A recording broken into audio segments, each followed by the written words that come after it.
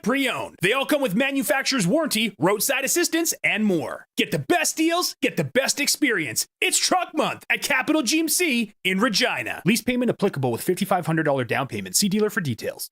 B&A Petroleum is a Southern Saskatchewan family-owned business that's there for you. They've been supporting their clients for over 30 years with locations in several communities throughout the southern part of the province. B&A Petroleum is available for all your bulk fuel and lubricant needs, with propane at selected locations Monday to Friday. And don't forget, their Cardlock location is accessible 24 hours for your convenience. B&A Petroleum. Fuel you once, fuel you forever. Broadcasting from Century Studios in downtown Regina, Harvard Media presents The Sportscage, where Saskatchewan comes to talk local sports. Brought to you by Nelson Homes, supplying home packages and RTMs for over 65 years. Be part of the show. Call 1-866-767-0620 or text 306-936-6262. The Sportscage. Streaming at sportscage.com, our YouTube channel, and on the radio at 620 CKRM. Well, Friday edition of the Sports Cage. It's Maz and Dave Thomas in for Barney. We're live on the radio at 620 CKRM, and if you're listening on our app, thanks. If you're watching what we're doing, you can do that on X or on our YouTube channel. You can grab that by going to sportscage.com. The show on Fridays is brought to you by Nelson Homes, supplying home packages and RTMs for over 65 years. Busy show today. Devon Oleniuk, event chair for the MKT World Curling Championships in Moose Jaw, will join us in about a half hour's time. Farhan Lalji from TSN will be on just after 4. Now, one of the big bosses from TSN is leaving to become the commissioner of the CFL. So I want to ask Farhan, was he your boss? And do you know him? And what do you think is going to happen now that he's taking over the Canadian Football League? Just after 5, Luke Mullinder will be on. I always love Friday Luke, because you get Friday Luke, he's weekend mode. Maybe the kids are in the kitchen as well when he's on. Always loose, love it. And SJHL President Scott Blevins will also join the show. Dave, the baseball season's underway. The Blue Jays aren't anywhere near as bad as anybody predicted yet. Although the Toronto Blue Jays, you could probably agree, if there was a World Series championship trophy given out for April and May baseball, the Toronto Blue Jays would be hands down the winner every year. No better team usually than the first 2 months. No, usually it's the contrary. Usually they kind of stumble and they find themselves in a spot where they're almost out of it by the time July rolls around and they have to make a decision. Do we load up or do we go home? And, you know, I'm a big Jays fan, and it's to the point that it almost became to the same level as the Riders, where on a daily basis my mood swings would be really dependent on how the Jays had done the night before. So trying to back myself off and ease those expectations. I believe it's in the 6th inning in New York City. They're losing 2-0 to the Mets. But here's the crazy thing about baseball this year. They've gone viral. The kids, the millennials, the double C's. Oh, Curtis and Colson are on the show, by the way. How do I reach these kids? Okay, so there's a new trend that's called the 999 Baseball Challenge. 9 innings of baseball, 9 hot dogs, and 9 beer. Could you do it? I couldn't. Not a chance. You? I could get close, but I think probably my undoing would be the 5th inning probably. But when they have the Toonie Dogs at Rogers Center the last few times that we've been, we gave them a run for their money. All right. That's our Twitter poll question today. You can go to our X account at Sportscage. 999 Baseball Challenge. 9 innings, 9 beer, 9 hot dogs. Yes, no, maybe, and you'd love to try it.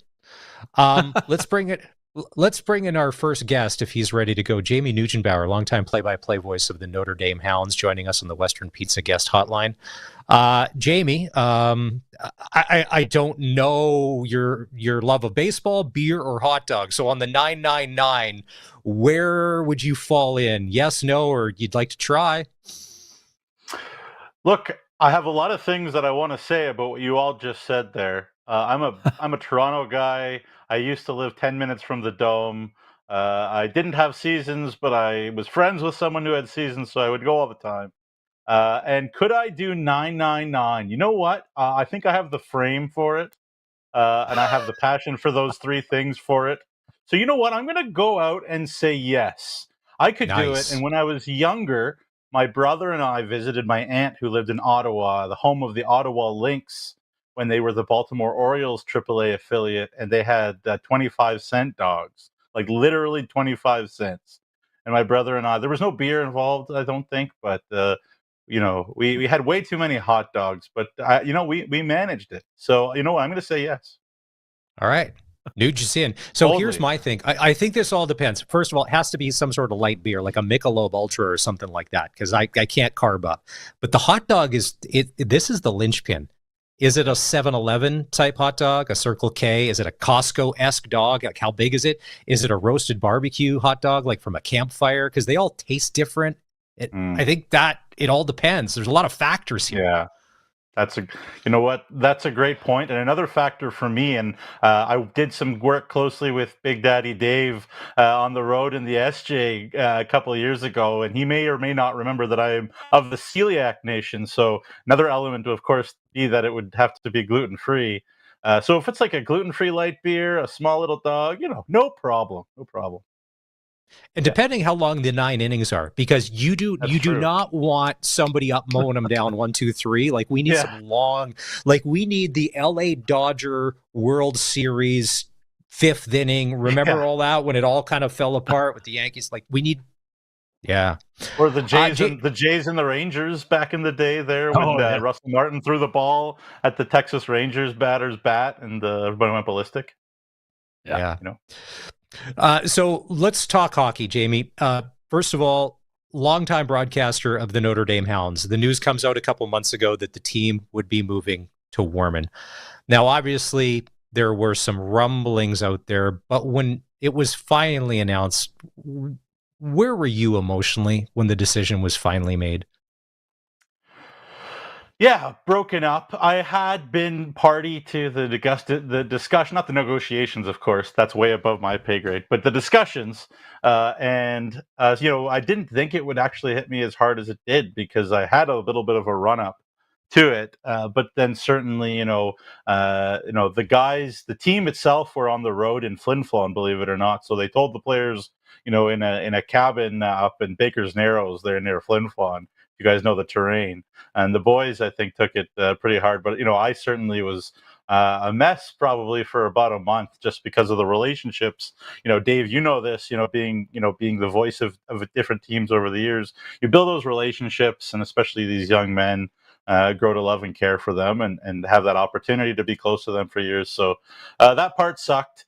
But I've kind of moved on a little bit, but I do appreciate the question though, because it certainly was crappy. But again, I appreciate Kyle McIntyre, the commissioner, and everybody, both keeping me in the loop and also reaching out and saying how you doing and whatever. Because even though we struggled as a team, you still have those relationships, and that's what it's all about.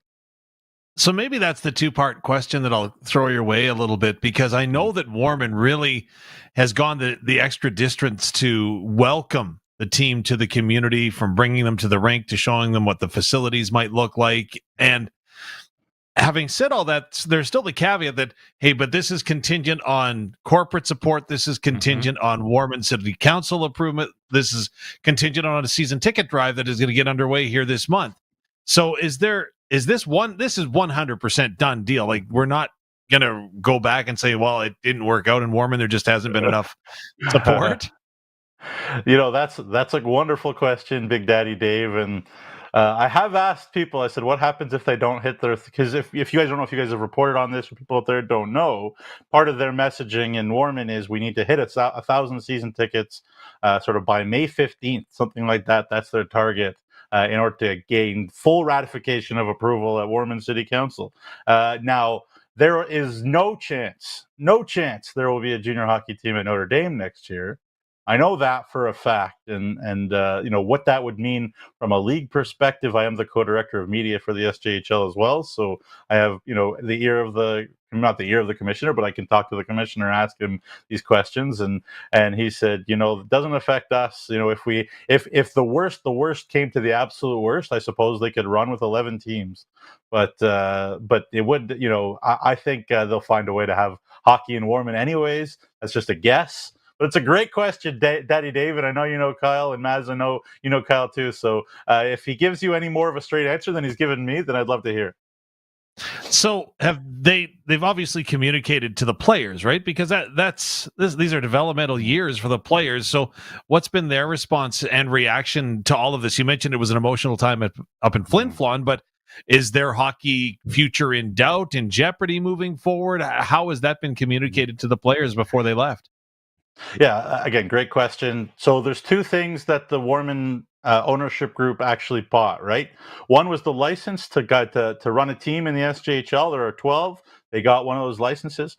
The second thing that they bought was a list of players. Now, these players know, and Brett Pilkington, the coach and GM, who was the head coach and GM of the Hounds back since 2020, has been given a contract to be the head coach and GM in Warman as well, just for next year at least. And so he has communicated to all the players that if you're eligible to try out, you can maybe come to main camp and we'll see. But nobody has been given a spot. But again, it's a case-to-case basis. Some guys, we had lots of American players. They want to be closer to home, some of them.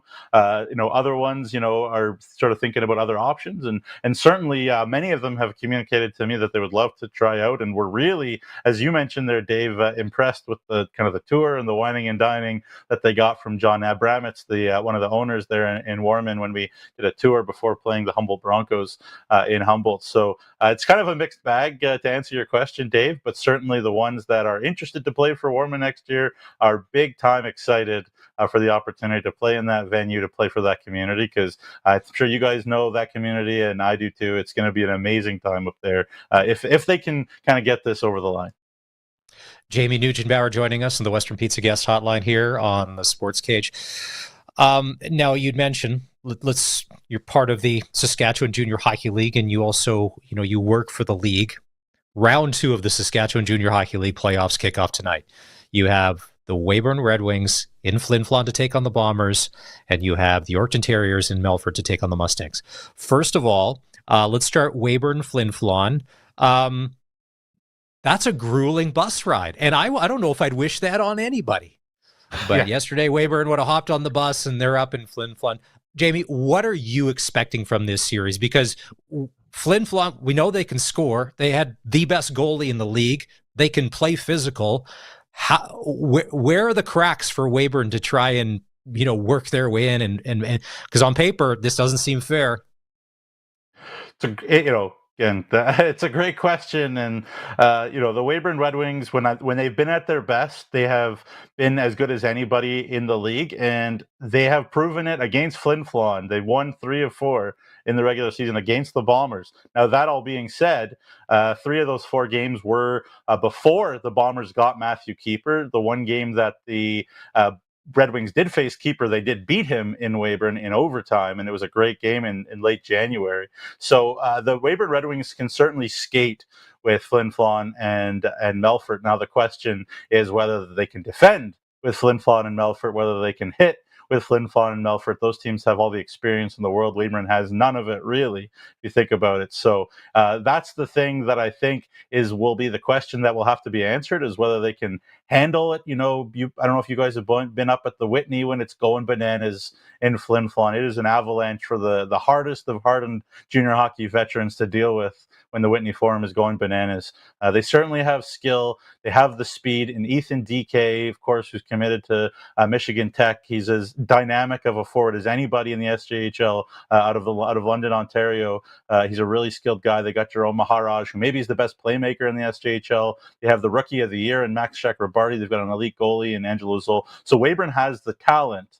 It's whether the Weyburn Red Wings that can play big boy hockey, wear their big boy pants, show up and play the Flin Flon Bombers, because we know the Flin Flon Bombers will do that. Mike Reagan will make sure they do that, and we'll see. But either it'll be short or it'll be long, but either way it'll be entertaining, because both these teams can skate, and that's what you want to see. And you look at the experience factor, Nugsy, in this series, and the fact that the Bombers have been there and the Red Wings are just starting to kind of get there. Are the Weyburn Red Wings playing with house money right now? They don't see it that way, Dave. Again, great question, but they don't see it. They see themselves as big dogs. Great thing there, producer. Love that. You know what? They see themselves as big dogs. They have the talent. They had a lot of guys at the SJMJ showcase in Winnipeg when the SJ All-Stars played the MJ. I think they're underdogs. A lot of sane people also think they're underdogs, but don't tell them that. Hey, you know what? They have to put their money where their mouth is, because the Bombers have proved it 3 years in a row that they got to the finals 3 years in a row. This would be their fourth if they can beat the Red Wings. So you gotta beat the best to be the best, as they say. And if the Wings can prove that, then they'll make a lot of believers. But right now, it's on them to prove it. A more palatable bus trip is the trip from Yorkton to Melfort. That's like a walk in the park compared to Weyburn to Flin Flon. Two really good hockey teams. They were great throughout the regular season, near the top of the class. So what do we expect? Yorkton, Melfort. If anything, would anybody be surprised if this automatically is a 7-gamer that maybe goes to overtime to decide it because they're incredibly close? I'd be surprised if it goes to 7, just because of the level of pedigree and respect that the Melfort Mustangs have. Look, they have run over the SJHL this year. They didn't do it with the same type of flash and pizzazz that the Flin Flon Bombers did last year, running over the league. But this is the number 5 team as the CJHL rankings ended in Canada, and probably better than 5 if you take the algorithms out of the equation with the CJHL rankings. We can get into that another time. But look, this Melfort Mustangs team is heavy. They have 12 guys, 13 guys that were in the Centennial Cup last year. They have a coach in Trevor Blevins, who's the reigning, SJHL Coach of the Year. He's, I see kind of both of these matchups almost as Darth Vader versus Luke Skywalker. In terms of the experienced guy, the Trevor Blevins and the Mike Reagan versus the younger guys in Emery Lawson and Cody Mapes coaching their teams and getting to this kind of rarefied air for the first time in the SJHL. So it's up to Luke Skywalker to prove it. And I'm sure, if you were there during Star Wars, you probably weren't betting on Luke Skywalker either.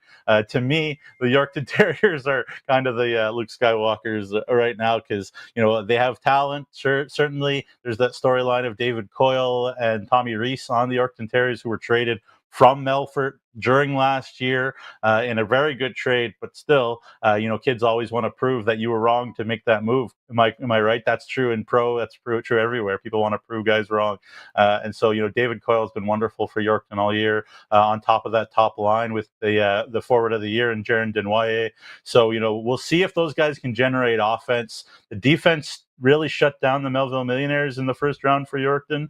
I mentioned on the show, we were previewing the second round yesterday, that the Melfort Mustangs scored 49 more goals in the regular season than Melville. So it's a different beast, but still, there is talent in Yorkton. They'll have to prove it. I think if Weyburn's an underdog and Yorkton's even more of an underdog. So, we will see. Melfort didn't lose to Yorkton in the regular season at all. So, again, it's a prove it, but the Yorkton Terriers have gone through a lot of adversity this year. We'll see if they can do it again. Well, the story behind this series might be the fact that there's no room at the inn, right? The Yorkton Terriers don't have anywhere to stay in Melfort, so they got to bus in every night. But I know that Benny Walchuk would be tearing the seats out of the bus if he heard me even suggest this. But at the start of the year, to me, it seemed like the Yorkton Terriers were full sails ahead. And then all of a sudden, they had that little blip where there was the paperwork error, and they had to go ahead and forfeit those couple of games. And then they just kind of cruised, but they didn't seem to be leading the pack, if you know what I mean. Can you explain to me this series and I guess the season that the Yorkton Terriers have had to get here? Because to me, it's kind of like they were so far out in front, and now they've kind of been pulled back. Yeah, look, obviously, I guess I'm not a regular employee of Notre Dame anymore, but I can still use the struggle and emerge motto. The Terriers have had their adversity, right? You mentioned the forfeitures. You didn't mention the fact that probably their 2 best forwards, maybe 2 of their 3 best forwards, left for the BCHL around the new year in Keenan Ingram and Dustin Renas. On top of that, they've had a lot of injuries. On top of that, they only have one 20-year-old defenseman, and he's not really a top 4 defenseman, with all due respect to Harrison Aldridge. So they've got very, very good young players, and that really bodes well for the future of the Yorkton Terriers. They've had overcome so much. But yeah, you know what? Emery Lawson and his staff, they deserve a lot of credit.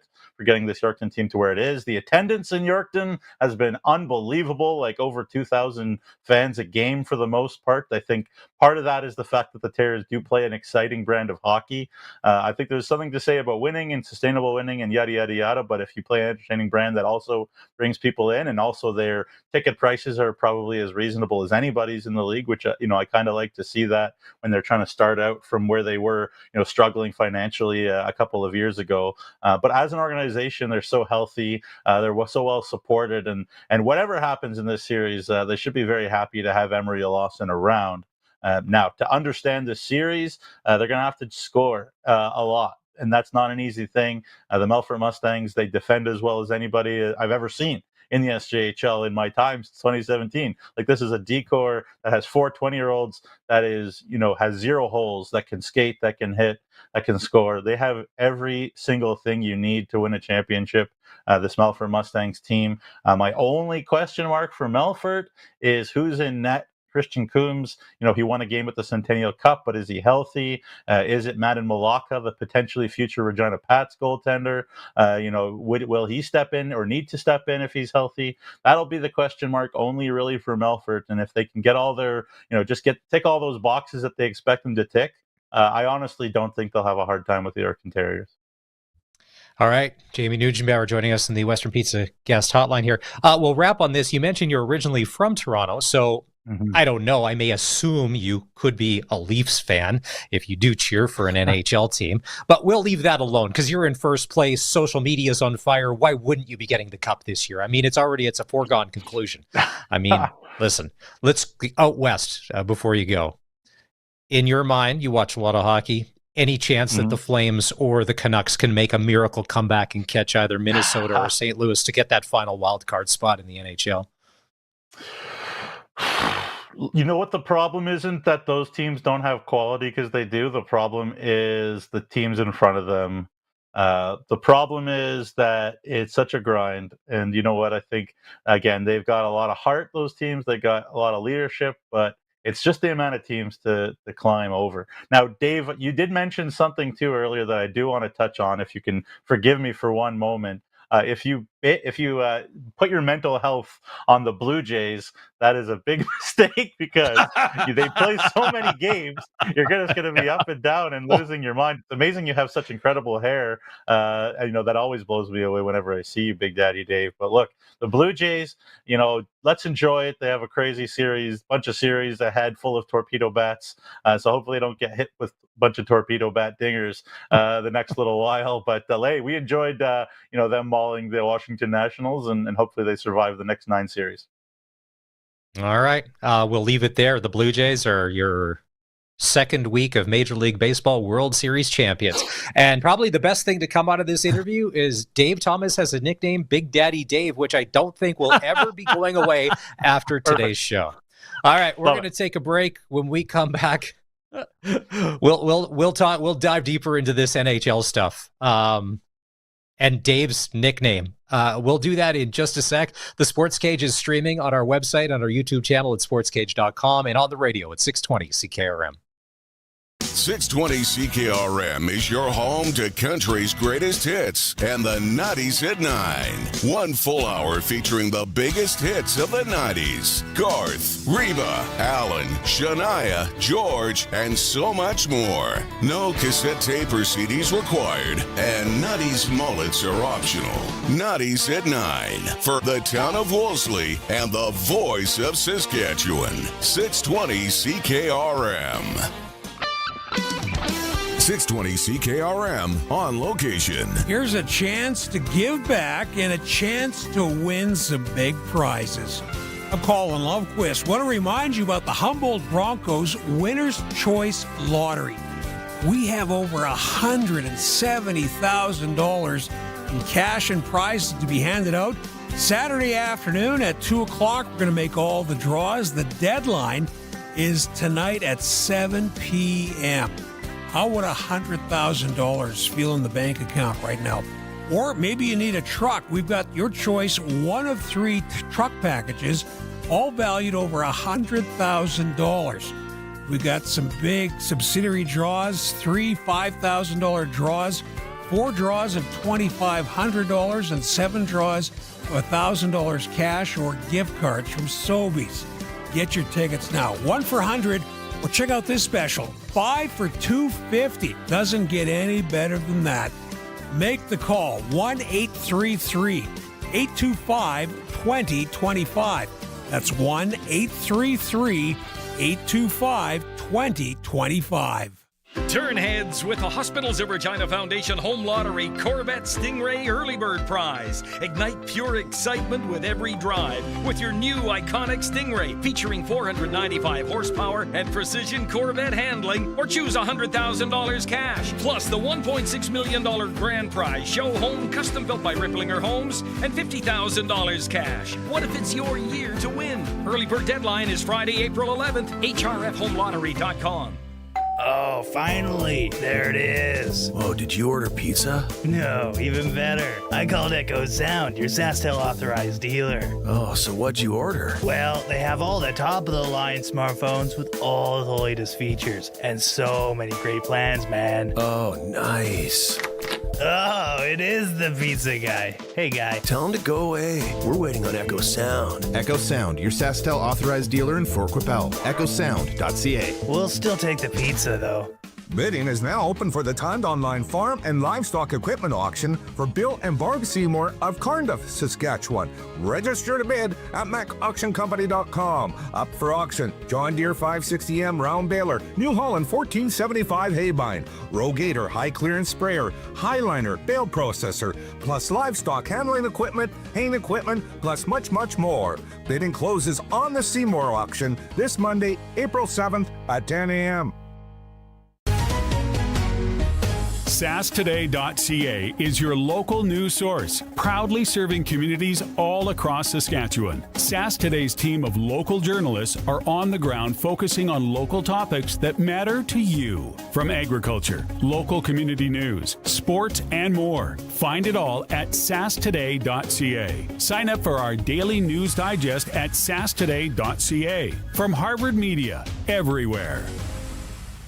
They support local producers. They cut my meat fresh. And pack my groceries for me. Sherwood Co-op Food Store is my community grocery store. From honey to lentils, pizza to pasta, they offer more local products than any other grocery store. Offer plenty of ready-made meals like roast chicken, perfect for that busy weeknight. Delicious baked goods, warm from the oven. And member benefits lets me share in the equity. It's like shopping groceries that give back. Sherwood Co-op Food Stores. We are members. We are owners. We are Sherwood Co-op.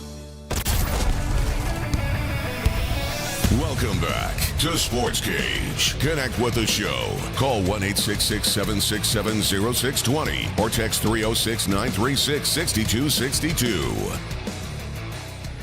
The show is brought to you by Nelson Homes, supplying home packages and RTMs for over 65 years. It's Maz and Dave Thomas in for Barney today. Yeah, if you do want to get in on the Prairie Land Rentals text line, 306-936-6262. It couldn't be a better situation. Brad Jacobs, Team Canada, is 9-1 at the BKT World Men's Curling Championships. And Devon Oleniuk is joining us on the Western Pizza Guest Hotline. He is the event chair. And we'll bring Devon in here. Hey, Devon, how are you? Thanks for taking some time. Welcome to the show. Really, really good. I hate to sound like that guy, but I've actually got 3 chairs that assist me, and we're under the direction of Maddie Kelly from Curling Canada. That's been outstanding to deal with.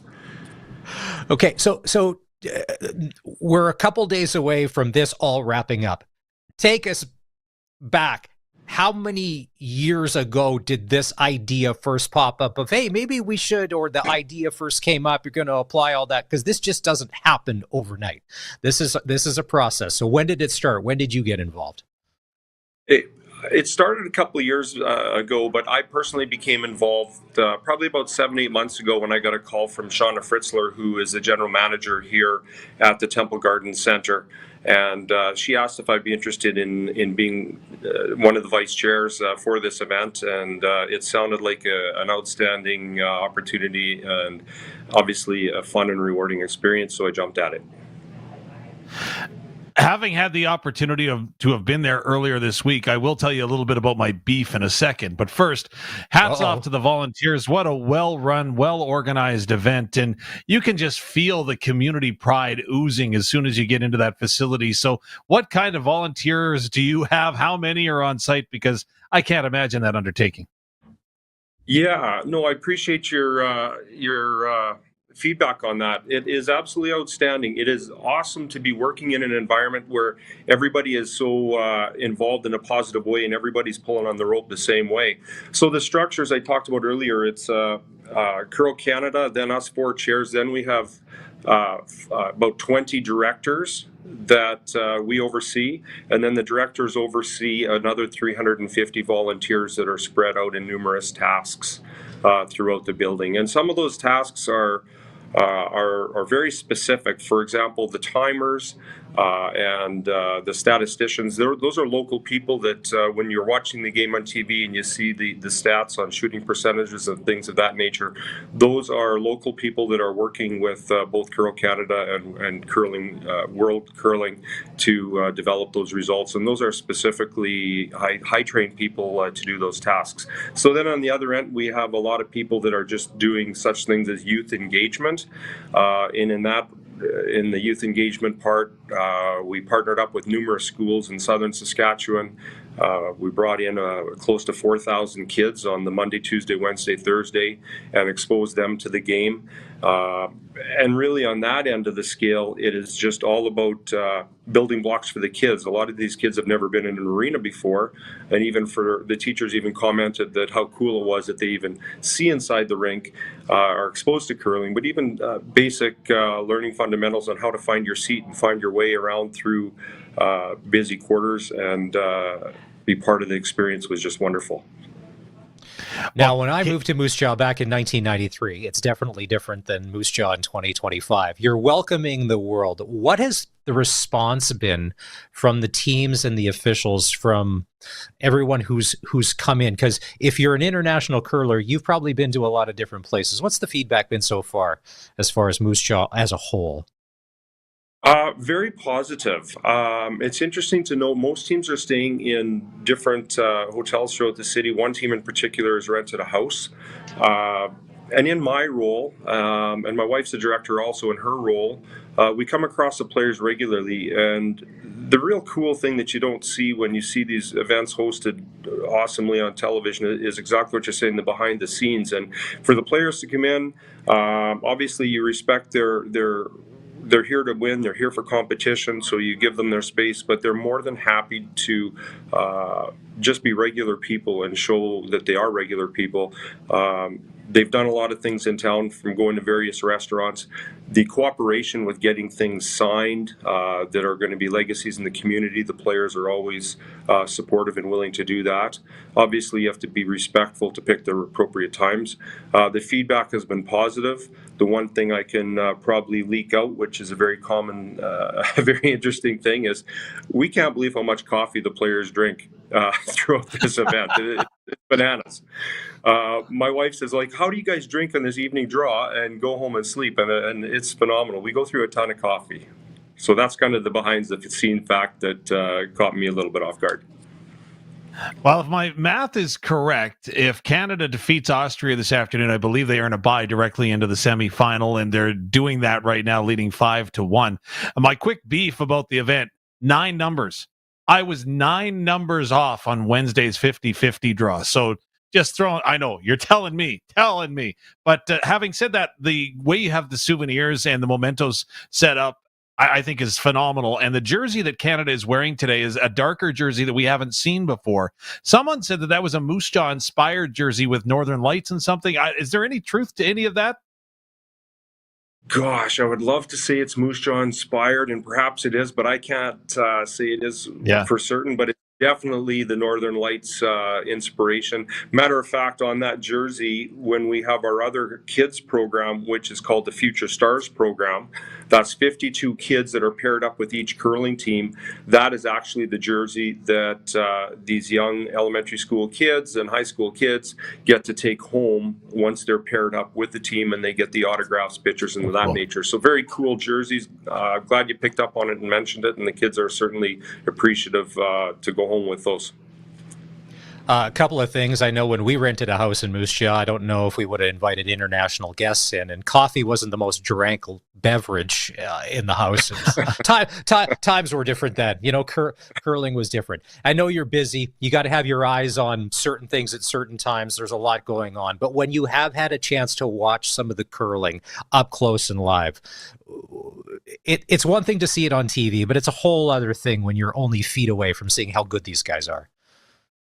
Absolutely. On that note, one of the things that just jumps out, and I'm a recreational curler. I have been my whole life, and when you see these people in person and you watch them slide out at the broom on target, that's what jumps out at me. They're so accurate right from when they line up in the act and they position themselves for the shot, and once they engage in the delivery. I could only wish that I could slide out that directly and be focused on the broom even before they even release the rock. So that's something that's in person that you're able to see that sometimes you don't have that opportunity on television as clearly as you do in person. Well, the biggest question that I was asked today, and I know that Ben Hebert addressed it with his friends and family, telling them they're sold out for tonight. Don't even ask me anymore. The tickets are gone. What is the ticket situation for the weekend? Can I still get tickets? You better hurry. We meet almost daily with the Curl Canada folks, and they're excellent to give our local committee and our local leaders here updates. We are totally sold out for tonight. There is a few tickets left for the upcoming games, but they're going extremely quickly. So we fully anticipate that we will be entirely sold out in the very, very near future. I can't give you exact numbers. I simply don't have them, but I know that ticket sales have been going extremely well. So we're very pleased with that. I heard Heather Eby on the radio the other day with Cody and Gloria. And I think one of the neatest things that you guys have decided to do, and I don't know if it was, a conscious decision, but to come down to the patch, there's no charge.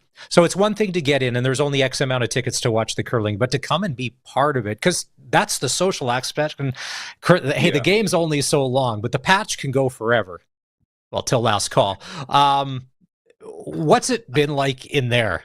Because that's where the party is, once you're off the ice to the patch, here we go. It's time for everybody to love curling. That's easy. I'll give you a one-word answer. Fun. Nice. It's a lot of fun. And the other thing that's really neat with the patch is the up close and personal segment. And what that is each team will have the opportunity to go to the patch. I shouldn't say each team. The majority of teams will have the opportunity to go to the patch, and Stu, the Curl Canada host, interviews them, and the crowd can become engaged, asking whatever questions they feel. And that's really revealing, and we appreciate the players being very engaging, revealing, and honest and forthright. For example, I've been a curling fan forever. I didn't realize that with Sweden and the Edin team that Mr. Edin didn't start curling till he was 15 years old. That kind of caught me off guard, and the other members on the team weren't much earlier. So just some little facts and trivia and personal stuff that they share is really interesting, and it just brings the fans and the people, anyone who appreciates curling, it just brings them into the whole spirit of the game and the event. So that's really cool. All right, I see that there's no chance we're going to revisit those 9 numbers from Wednesday night, but I guess maybe a broader question. When you look back at when you want people, whether it's the athletes, whether it's the people that have come, like, again, the Scots wearing the kilts down Main Street was so cool on Wednesday. Yeah. What do you want the legacy of this event to be? Because, again, there are so many kids that have had their eyes open to the sport and the opportunity that exists with it. Well, exactly that. We want to expose the game and the camaraderie, the fun to the kids, because curling is a wonderful sport. I always refer to it as chess on ice, and a lot of people can certainly think the game, but it's a whole nother challenge to execute, and that's what these people here do on a regular basis with every shot. So just exposure to the game, and as far as the fan concept or the fan engagement, we want people to leave Moose Jaw saying that they had fun, and it's such a simple word, but really that's what it comes down to. We're proud to be ambassadors for the city. Our volunteerism is unbelievable. We had a meeting with the leadership group here, and once we got together, as opposed to Zooming all the time, and we're actually in the building, and we learned what everyone's tasks are and the responsibilities they had. We are so deep with experienced individuals who have done Scotties in 2015, who've done Scotties in 2020. One of the organizers in the 1983, I believe it was still called Scotties in '83. She actually came dressed on country night in the clothes that she wore as a volunteer in 1983. So that was pretty epic on so many fronts. So to see her, just embracing and engaging everyone in the building in that 1983 volunteer outfit was awesome. So all those things bundled together, we just want a wonderful experience for everybody, and we want people to come back, and we want to host this again. Devon Oleniuk from the BKT World Men's Curling Championships. Couple of things as we wrap here.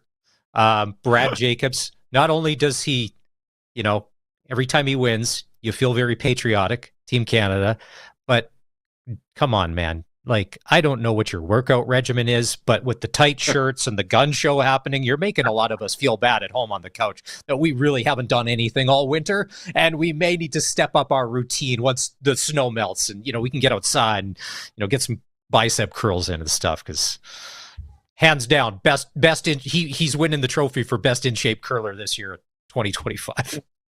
Well, and the beautiful thing about that is he's one of the oldest, if not definitely one of the oldest, perhaps even the oldest, and he's rocking them more than anybody. So it certainly switched my game plan on where I'm headed. So I've switched from the hard stuff and I went straight to the diet. So this is the effect that Mr. Jacobs is having on some of the people in the building.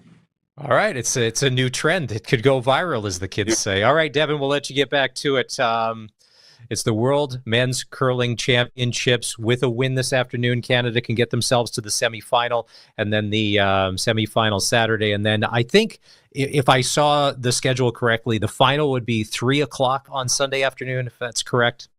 Yeah. Yes, sir. Yeah. Who are we thinking? Okay, because let's say today they're playing Austria. They'll play USA tonight.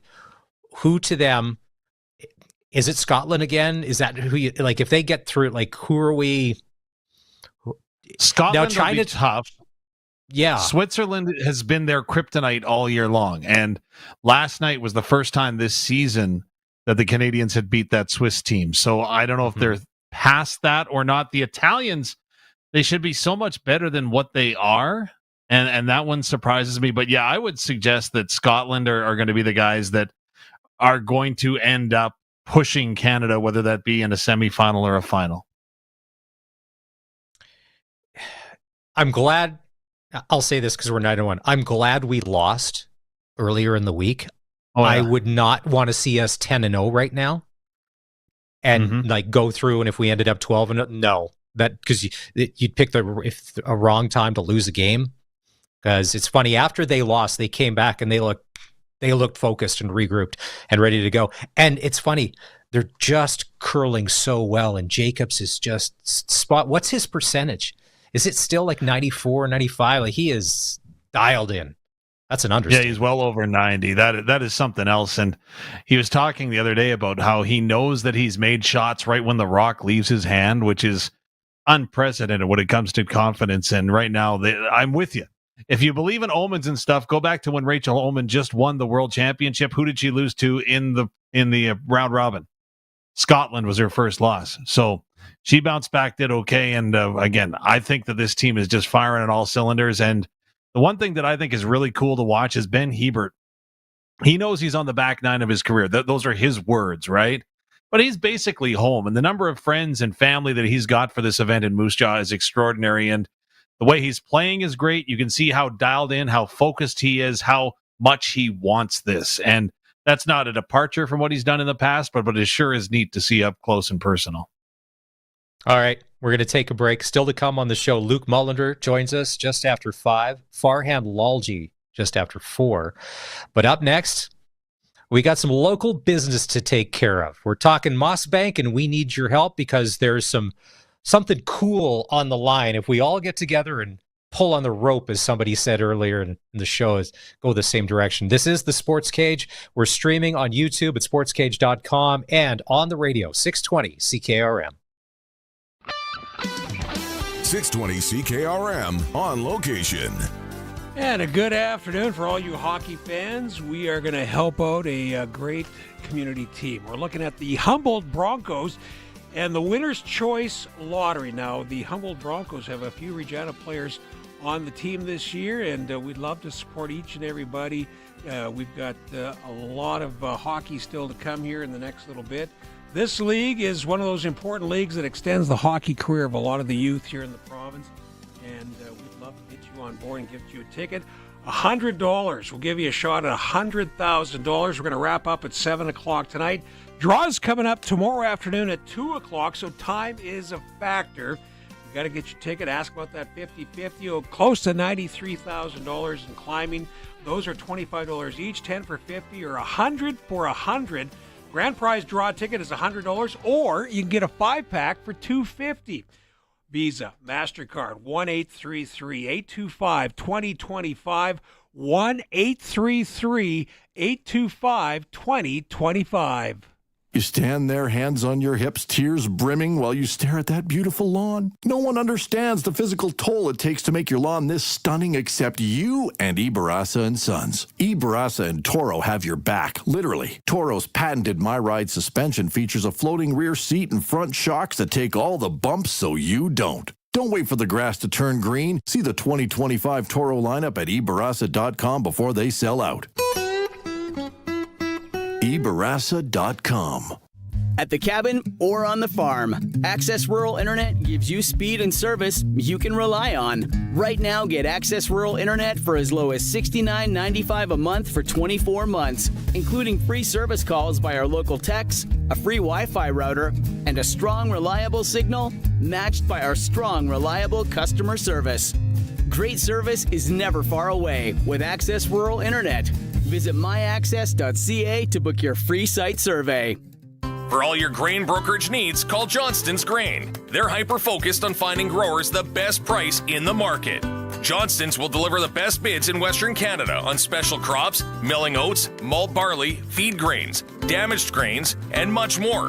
When you think about marketing, think Johnston's. Their expertise helps farmers secure the highest prices while avoiding risky buyers. They'll help you structure your contracts in a way that is good for your farm. Call 844-324-7778. Keep your equipment out of the rain and mud this spring by storing it in a new building from Olympic Buildings. A new building on your property can serve as a shop for equipment or hay storage, a riding arena, and so much more. Olympic Buildings in Regina can store it all. Visit olympic-buildings.ca. Text CKRM 306-936-6262. Powered by Prairie Land Rentals. They've got everything you need for your projects. 600 Albert Street. PrairieLandRental.com. Saskatchewan, it's time to talk sports. Sportscage is on the air. Be part of the show. Call 936-6262 or toll free 1-866-767-0620. And we're always online at sportscage.com. 620 CKRM. The TELUS Cup Western Regional Playdowns continue in Kenora, Ontario. Yesterday, the Regina Pats Canadians beat the Winnipeg Wild 5-1. Today, the Patsies are taking on the Kenora Thistles. That's a unique name. I don't know if I've ever heard of a sports team named the Thistles, but they'll drop the puck tonight, 6:30. If you're watching, and what is it? It's Flow Hockey, correct? That's the website you could go if you want to watch this? Yes, sir. That's the one. Yep. Alrighty. Okay, Dave. Moss Bank. Hockey arena. What's the scoop, and what do we got to do to show a little love to our friends in southern Saskatchewan? Well, I want to send a shout out to all the volunteers in Mossbank. If you're not familiar with the community, it's about 50 kilometers south of Moose Jaw Highway 2 towards the American border. And fortunately for me, that was kind of home territory. Our farm wasn't far from there. And Mossbank over the years have done a number of fundraisers to make sure that they keep the community vibrant, right? Because we all know what happens in rural Saskatchewan. So they've held a lottery for years and years and years, upgraded their pool. They've been able to keep the rink going with some of those funds. And right now, they're in a competition called Growing Home with BASF. We tweeted it out earlier on our social media accounts about this competition, that it's an opportunity for you to go ahead and vote for Mossbank and what they're doing in the community. So they become a finalist in Saskatchewan, where they've earned themselves $25,000, a $25,000 grant. But if they win this competition, they can make enough money to replace their ice plant. So the 25 grand, of course, is going to go they're going to go a long way. But $250,000 can ensure the ice plant and the rink being viable for 25 years, because once you get a new ice plant, right, then it tends to last a while. So it's a big opportunity. I know the voting is on right now. Again, you can search Growing Home with BASF, and please stick up for Mossbank today, as, again, a good hometown with a lot of great volunteers out that way. No, that is great. And we all know this, that the hockey rink and the hotel bar are the lifeblood of every small town in Saskatchewan. And when one or two of those or both of those go, well, then there's problems, right? So here's our chance to do our part. Well, and if you talk about that, the first licensed establishment in Saskatchewan, so liquor license number 1, was issued just down the road from Mossbank, and I'm sure Colin Lovequist is smiling ear to ear because him and I have not frequented, that sounds way bad. We've been there before, the Ardill Bar. Now, I'm not even sure that it's open anymore, but the first liquor license in the province was granted to Ardill, Saskatchewan, just down the road from Mossbank. So there you go. All righty. You know what? Do your part. You can check our socials at Sportscage on X. You can also vote on our 999 baseball challenge. Could you watch 9 innings of baseball, eat 9 hot dogs, and drink 9 beer? Yes, no, or maybe. I don't know, but I kind of like to try. We'll give you an update just after the top of the hour. Stand by. Farhan Lalji from TSN is coming up next. There's a new CFL commissioner. We'll ask him about that. This is the Sports Cage. We're streaming on YouTube at sportscage.com and on the radio, the home for local sports, 620 CKRM. CKRM on location. Well, good afternoon. It's the Humboldt Broncos Winner's Choice Lottery. I'm Colin Lovequist. Want to encourage you to get to the phone, grab yourself a ticket, have a chance to win some big prizes. We're going to wrap things up at 7 o'clock tonight, so you have about 3 hours, just over 3 hours to get your tickets. Ensure yourself to be in all the draws tomorrow afternoon at 2 o'clock. And the Regina players playing with Humboldt, Cade Kennedy, Dazza Mitchell, and Coach Carter Hansen. He just got a 3-year extension as an associate coach for the Humboldt Broncos. So a lot of Saskatchewan youth get a chance to extend their hockey careers and continue playing hockey. It's their drive, it's their passion, it's their love. And we want to show our love and give them a chance to extend that and have our chance ourselves to win. Those investments, $100 will get you in for the grand prize, or 5 for $250. That's a sweet deal. The 50-50 over $93,000, $10 for 50, or 10 for $50, 25 each, or 100 for 100. 1-833-825-2025. 1-833-825-2025. I'm Fraser Tolmie, and I'm running for re-election as your Conservative Party candidate for Moose Jaw Lake Centre Lanigan. Our Conservative team is fighting for you and your family. For 10 years, the Liberal government has ignored the struggles of everyday Canadians. Rising gas prices, higher food costs mean less money in your pocket. We will axe the Liberal carbon tax for good and fix the budget so you can bring home powerful paychecks. We're fighting for you. We're fighting for Saskatchewan. We're fighting for Canada. Let's bring it home. Authorized by the official agent for Fraser Tolmie. Spring home improvements start at the all-weather at-home window sale. On now until April 11th at Fries Tallman. This is your opportunity to get 15% off select all-weather windows. Only purchased through Fries Tallman. It's time for an upgrade that will save you money on all your heating and cooling bills. All-weather windows offer energy efficiency and lasting value. Freeze Tallman will even come out and measure your windows for you. Visit freezetallman.com or see them in Regina or Fort Capel. Freeze Tallman. Let's get you building. It'll be take me out to the ball game or take me down to the rink before you know it. And Extreme Hockey and Sport will have you ready for everything this season. You'll be all set for the Ball Diamond with team kits, bats, gloves, accessories, and training products in stock. And of course, they've got everything to get you geared up for spring hockey. Whatever your spring sport is, Extreme Hockey has you covered. 1425 McIntyre Street and the Pro Shop, conveniently located at the Cooperator Center. Please, sir, can I have some warmth? Warmth? You want warmth? You didn't call Busy Bee, did you? Now it's winter and all the homeless rats are getting in. I wish they had fixed that door then. It's dreadfully cold. Go over there and eat your gruel. They gave you more. If rats are getting in your garage, just call Busy Bee. They can fix or replace any commercial or garage door. Please, sir. Shut up. Busy Bee Doors, the garage door specialists. Since 1949, Nelson Homes has been providing you one-stop shopping for ready-to-move homes, panelized packages, and on-site builds. Nelson Homes' team of authorized dealers all over Saskatchewan would be happy to help you turn your dream home into a reality. In the Strasbourg, Last Mountain Lake area, call Dean at Solid Works Carpentry or call 1-800-661-6534 for more information. Nelson Homes, trusted quality and service since 1949. Proudly broadcasting from Treaty 4 territory, the homeland of the Dakota, Nakota, Lakota, Saulteaux, and on the homeland of the Métis Nation. We are 620 CKRM Regina, a Harvard media station.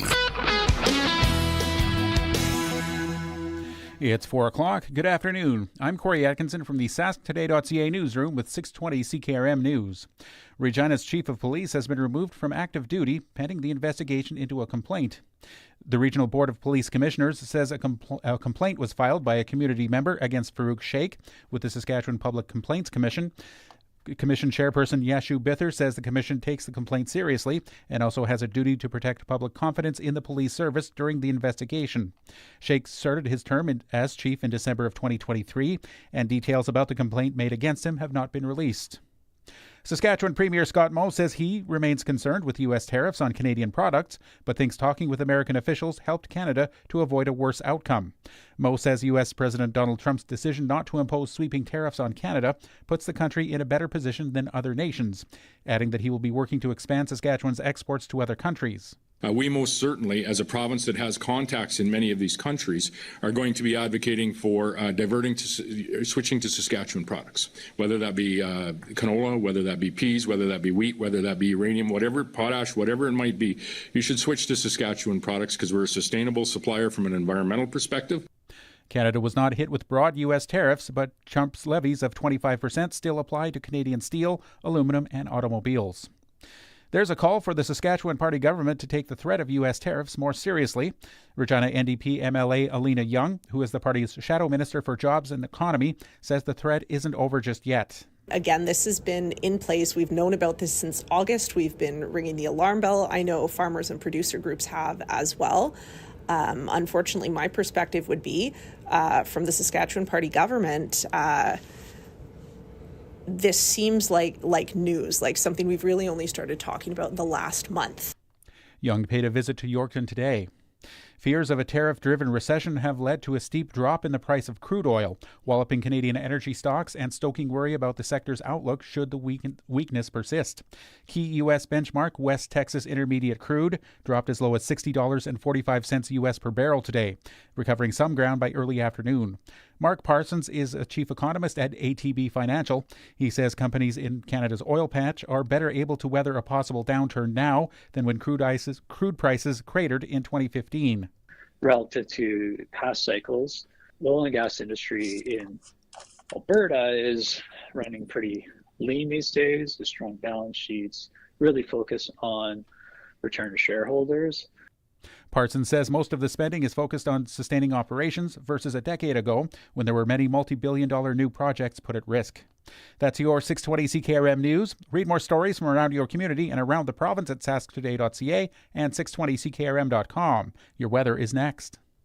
You say move, and your cows say You tell them. Your water is right over there. And they say, you can't convince a cow to move to the water, so move the water to the cows with the Keln Solar Livestock Watering System. With the Keln Solar Livestock Watering System, you can put your pump pretty much anywhere without the cost of hooking up to the grid. Learn more about the Keln Solar Livestock Watering System at kelnsolar.com. Keln Solar, we move water.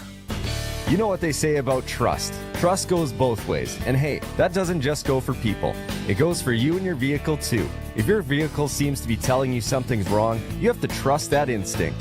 Visit your local Integra Tire dealer for all your car's mechanical service needs. You want tires you can trust from a dealer you can trust.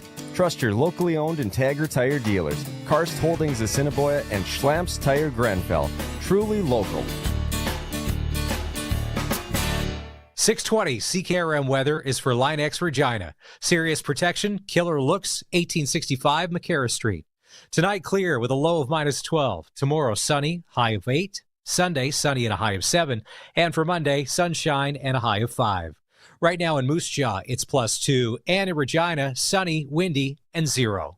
When you want the best for your truck, you want Line X. Your truck has withstood the harshest elements Saskatchewan has thrown at it. Rocks, gravel, rain, sleet, and snow, and left with no chips, no rust. Line X protective coating keeps your truck's bed liners, rocker panels, and bumpers looking like brand new. Don't settle for Brand X. Go with Line X. It's serious protection. Come see why everybody loves taking their truck to Line X Regina for their rocker panels, bumpers, and more. Line X. Make your truck complete. 1865 McCarra Street. Magic mirror on the wall. Who has the fastest wireless internet of them all? Glassers TV, your SaskTel authorized dealer, Your Majesty. My parents always said that Glassers TV, your SaskTel authorized dealer, was a magical place. Hello? Is there anybody here? Hey, come on in. We've got plenty of wireless internet to go around. There are 7 of us here, you know. Contact Glassers TV, your SaskTel authorized dealer in Moosomin today. Broadcasting from Century Studios in downtown Regina, Harvard Media presents The Sportscage, where Saskatchewan comes to talk local sports. Brought to you by Nelson Homes, supplying home packages and RTMs for over 65 years. Be part of the show. Call 1-866-767-0620 or text 306-936-6262. The Sportscage. Streaming at sportscage.com, our YouTube channel, and on the radio at 620 CKRM. Yeah, but a great Friday. Hour number 2 of the show is underway. It's Maz here, filling in for Barney, along with the double C's, Colson and Curtis, running things at Century Studios. Lots of hockey this weekend in southern Saskatchewan. The Prairie Junior Hockey League final will continue tomorrow night. It'll be Game 3 in Fort Capel as Fort Knox takes on the Saskatoon Wesleys. Fort Knox up 2-0. We're going to talk to SJHL President Scott Blevins at around 5:30 this afternoon. All eyes are going to be on the game tonight. The Washington Capitals, Chicago Blackhawks. Ovi watches on, 3 away from setting the record. Wayne Gretzky and Gary Bettman will be at the United Center in Chicago. Can Ovi get it done tonight? And then it's over, or will this get dragged out? I know a couple weeks ago on the show we were talking about, I think he had about 8 or 9 goals, 14 games left. Could it happen? Was it going to be dragged out into next season? Now I'm thinking, not that Chicago's a pushover or that they're a garbage hockey team. Garbage more than a pushover, but it could happen tonight. Alexander Ovechkin could break Wayne Gretzky's record. And we don't know what kind of ceremony there would be. We know they're probably going to stop the game, bring everybody down on the ice, a little handshake, some pictures, and then boom, they'll eventually have to get back to play to do that. You've got Carolina, Detroit. There's only 3 games tonight. And then Minnesota, the New York Islanders. Double C's, if you want to come in on this. I'm not sure if you guys saw what Patrick Waugh said about Anthony Duclair the other day, but he called him terrible. He called him garbage. It was just it's a good thing we don't do that when it comes to employee reviews, because Patrick Waugh, as your boss, I don't think is a great guy. But what I want to talk about, Jamie Neugebauer from the Notre Dame Hounds, we had him on in hour number 1, along with voice of the Riders, Dave Thomas. Are you guys disturbed. I don't know what the proper terminology we should use. That Dave Thomas's nickname, Big Daddy Dave, was revealed on the show. Initial thoughts right away. Curtis, when you first heard Big Daddy Dave, what did you think? I thought it was hilarious. And okay. I thought it was even more funny that Jamie just kept saying it over and over again. I know. If you go back and listen to the interview, he just didn't throw it out once. I was like, what did he say? Like, he mentioned it 4 or 5 times. Big Daddy Dave. Big Daddy Dave. And now, that is never not going to be a thing when Dave Thomas is on the show. I'm sorry, but that's going to stick. I'm not going to let that one be let down ever. It's every time I see Dave in the hallway, I'm like, how's it going, Big Daddy? Big Daddy Dave. Big Woo! Daddy Dave. Yeah, that's definitely a nickname that was generated on a bus trip somewhere by some youngster. Yeah. Or something happened somewhere late night in a hotel, like something, but that nickname was probably earned somehow, and I don't think that's going to be etched in my brain forever whenever we see Nuge, or when Dave comes on to be like, hey, yeah. BD, I'm just Big Daddy. wondering if we should be letting Luke Mullinder in on this later. Because, maybe Luke knows. Yeah, if he already knows, that's one thing. But if he doesn't, do we share it with him? I think we should. Also, Dave let me in on a little secret off the air. He said, since Luke is going to be doing like a emceeing thing in Zenon Park, we have to ask him if he speaks French. No, that's what Dave gave me. Told me we got to ask him if he speaks French. So remind me later, Maz, when Luke is sure. on. But apparently Luke it's Mullinder, funny. Color commentator for the Saskatchewan Roughriders right here on 620 CKRM, your home of Saskatchewan Roughrider football, will join us in about 1 hour's time. Is he in Zenon Park tonight, or it's an upcoming event? Tomorrow. Oh, he's in tomorrow. Yeah. Yeah, you probably want to make that a day trip. I don't know if you go up early. I don't know that there's a Four Seasons or a W hotel to stay in Zenon Park. So maybe it's a drive-in, drive-out situation. You're probably not going to drive home from Zenon Park after a sports dinner. I don't know. Yeah, no. If you've just joined the show on Twitter, we've got a poll up. It's the 999 baseball challenge. 9 innings of baseball where you eat 9 hot dogs and you drink 9 beer. Could you do it? Yes. No. Maybe you'd like to try. Nuge said he could. Dave was fence. I just don't drink enough. And depending the hot dog, and I'm not a huge hot dog person, but to me, a barbecued hot dog is the best. And I don't know that you're getting that at a game. You're probably going to get the steamed ones. Although we were at Circle K a few weeks ago with the kids getting Slurpees, and there was some hot dogs on the roller thing. And it was like the middle of the afternoon. I'm hungry, and I'm like, I don't normally eat hot dogs, but I was like, I could eat one of those hot dogs. Are you guys hot dog people? Like, I don't. It was funny is when you pit out that Twitter poll today, I was kind of thinking about it. I was like, you know what? I could crush 9 brewski in 9 innings. To some people, that's the essence of going to a baseball game, you know? But 9 hot dogs? Oh, hot dogs are disgusting, man. Like, I would maybe get around 5 or 6, and then there's going to be some chunks blown somewhere. I don't think I could do it. You would feel awful afterwards. Like, maybe you could. Colson? Hot dog situation? Yay or nay? Hot dogs, like you said, depending on the hot dog. Barbecued, I could probably stomach through most of them. If it's just the steamed ones, no, I'd be done at about 4 or 5. I also don't drink enough just to do the beers. If you were talking to teenager Colson and it was 9 hot dogs and 9 sodas, oh, easy. I could eat way too much when I was a teenager. Now, here's the other thing too: is it's in 2025. There's inflation. Could you imagine if you were paying ballpark prices for, let's just use, what it costs for like a beer or a hot dog at a Rider game. Let's say you're $8-ish a beer. Is that right? That's fair, right? It's like 8 to, these aren't going to be happy hour prices. Okay. And a hot dog, so probably $6, $7, $8. I'd go with 6. I think that's about it, but yeah. Sure. And I know that some stadiums cost way more. Like, could you imagine just the financial investment? And then if you don't eat it? Yep. And then do you get them all at the same time? Do you go back in between innings and try and get a fresh round? Like logistically, this could be a nightmare. Yeah, if you're getting them all at once, that's definitely going to hinder it, I would think, because having a cold hot dog and a warm beer, no. Oof. No. Ugh, man. Not so much the 999 challenge. We'd mentioned that depending on the type of hot dog, I'm not one of those people that can go to Costco when it opens at 9 a.m. and eat a hot dog and drink a Diet Pepsi. When I do have a hot dog, it has to be in some sort of like window after 11 before you can't do early morning. All right, let's bring him in. He's from TSN. Say hello to Farhan Lalji.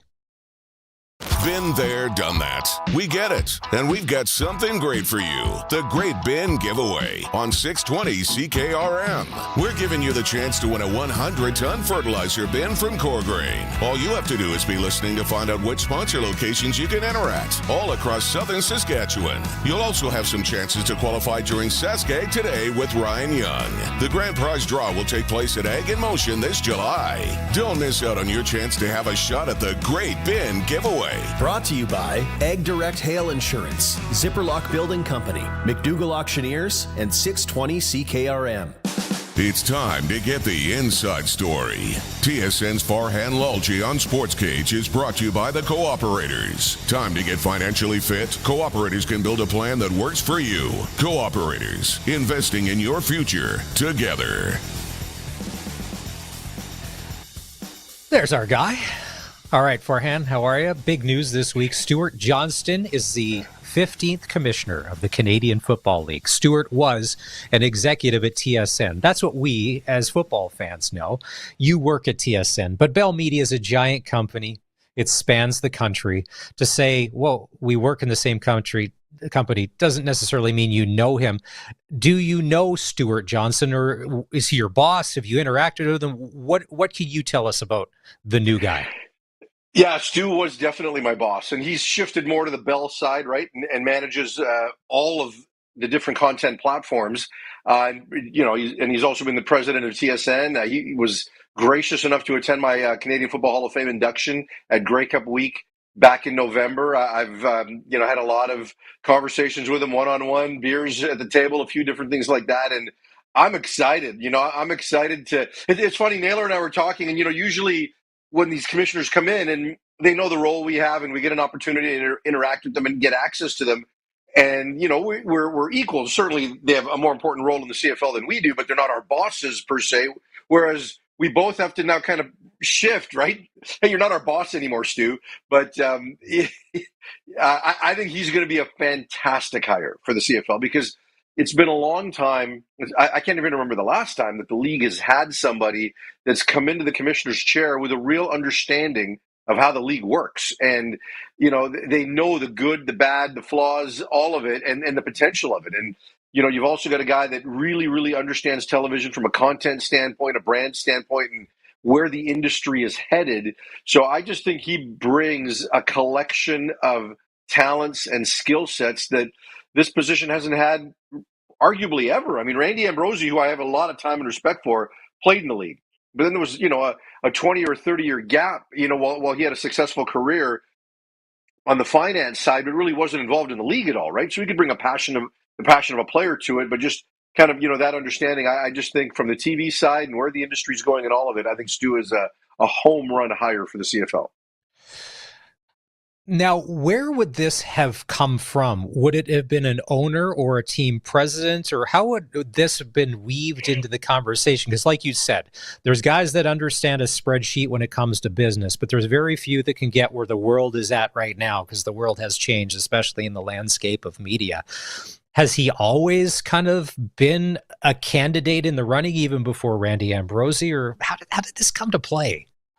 Well, definitely didn't have an interest in this when Randy got hired. But, and quite honestly, I haven't had the conversation with Stu. We've had a couple of, text exchanges, but not where I've really gotten deep into the hiring process in terms of how they got here. Because I know for a while the league was delayed on this, right? I mean, they went through the process. Randy resigned and, I'm not going to say it was a forced resignation, but, there was a bit of a non-confident situation there. And so he decided to step back. And then it took a while for the league to really, really narrow in on what they wanted in a new commissioner. And I know it seems obvious, but one of the reasons I think things weren't where they needed to be with Randy is that they wanted to find somebody who could bring in more revenue. And Randy had some ideas, but they did, the global program and things like that, and they didn't necessarily come to fruition financially, even though some of those programs had a lot of positive. I mean, obviously, the Genius thing, there was some, coming in at the front, and now how much revenue is there on the back end. We don't know yet. So I think that the league went through a couple of phases of this in terms of where they wanted to be from a hiring standpoint, really narrowing down what the key elements they were looking for. So it wasn't just somebody who could bring in revenue, but when all of a sudden, somebody probably went and said, "Hey, Stu, would you be interested?" Or maybe he comes to them and says, "I might be interested," and they take a look and say, "Really?" And then they look at the potential things he could bring, right? So I can't tell you the timing of all of that, but I know the league took a certain amount of time to really understand what they wanted from the commissioner. All right. We traded some notes earlier, and I had said, if you had asked 5 CFL fans what the biggest issue is for the CFL, you may get 5 different answers from people. For you, him coming in as commissioner, what do you think is kind of top of the list as things that need to be addressed?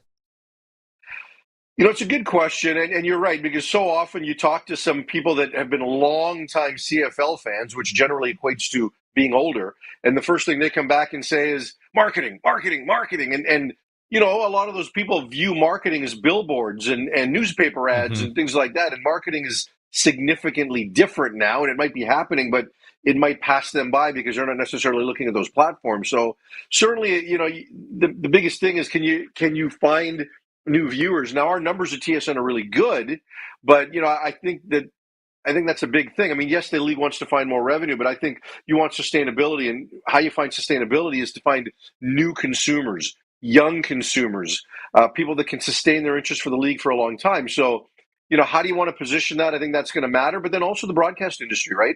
2026 is when the TSN deal is up.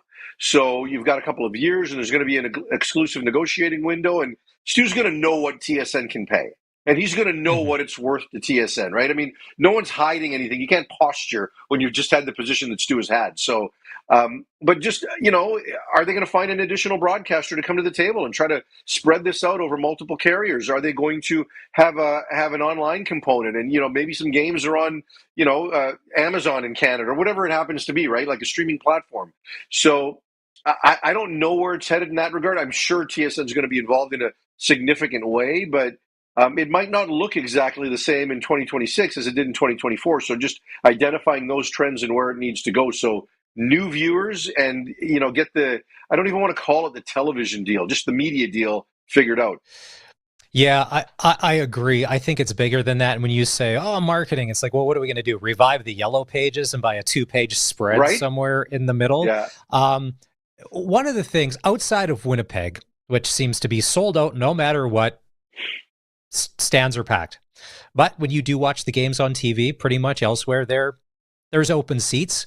Now, maybe Stuart Johnston said, listen, that model, we don't need to worry about fans in the stands because digitally we can do this with this application, this over here. It's not about people in parks anymore. To me, I still think it is. It is that experience because you know this, Farhan.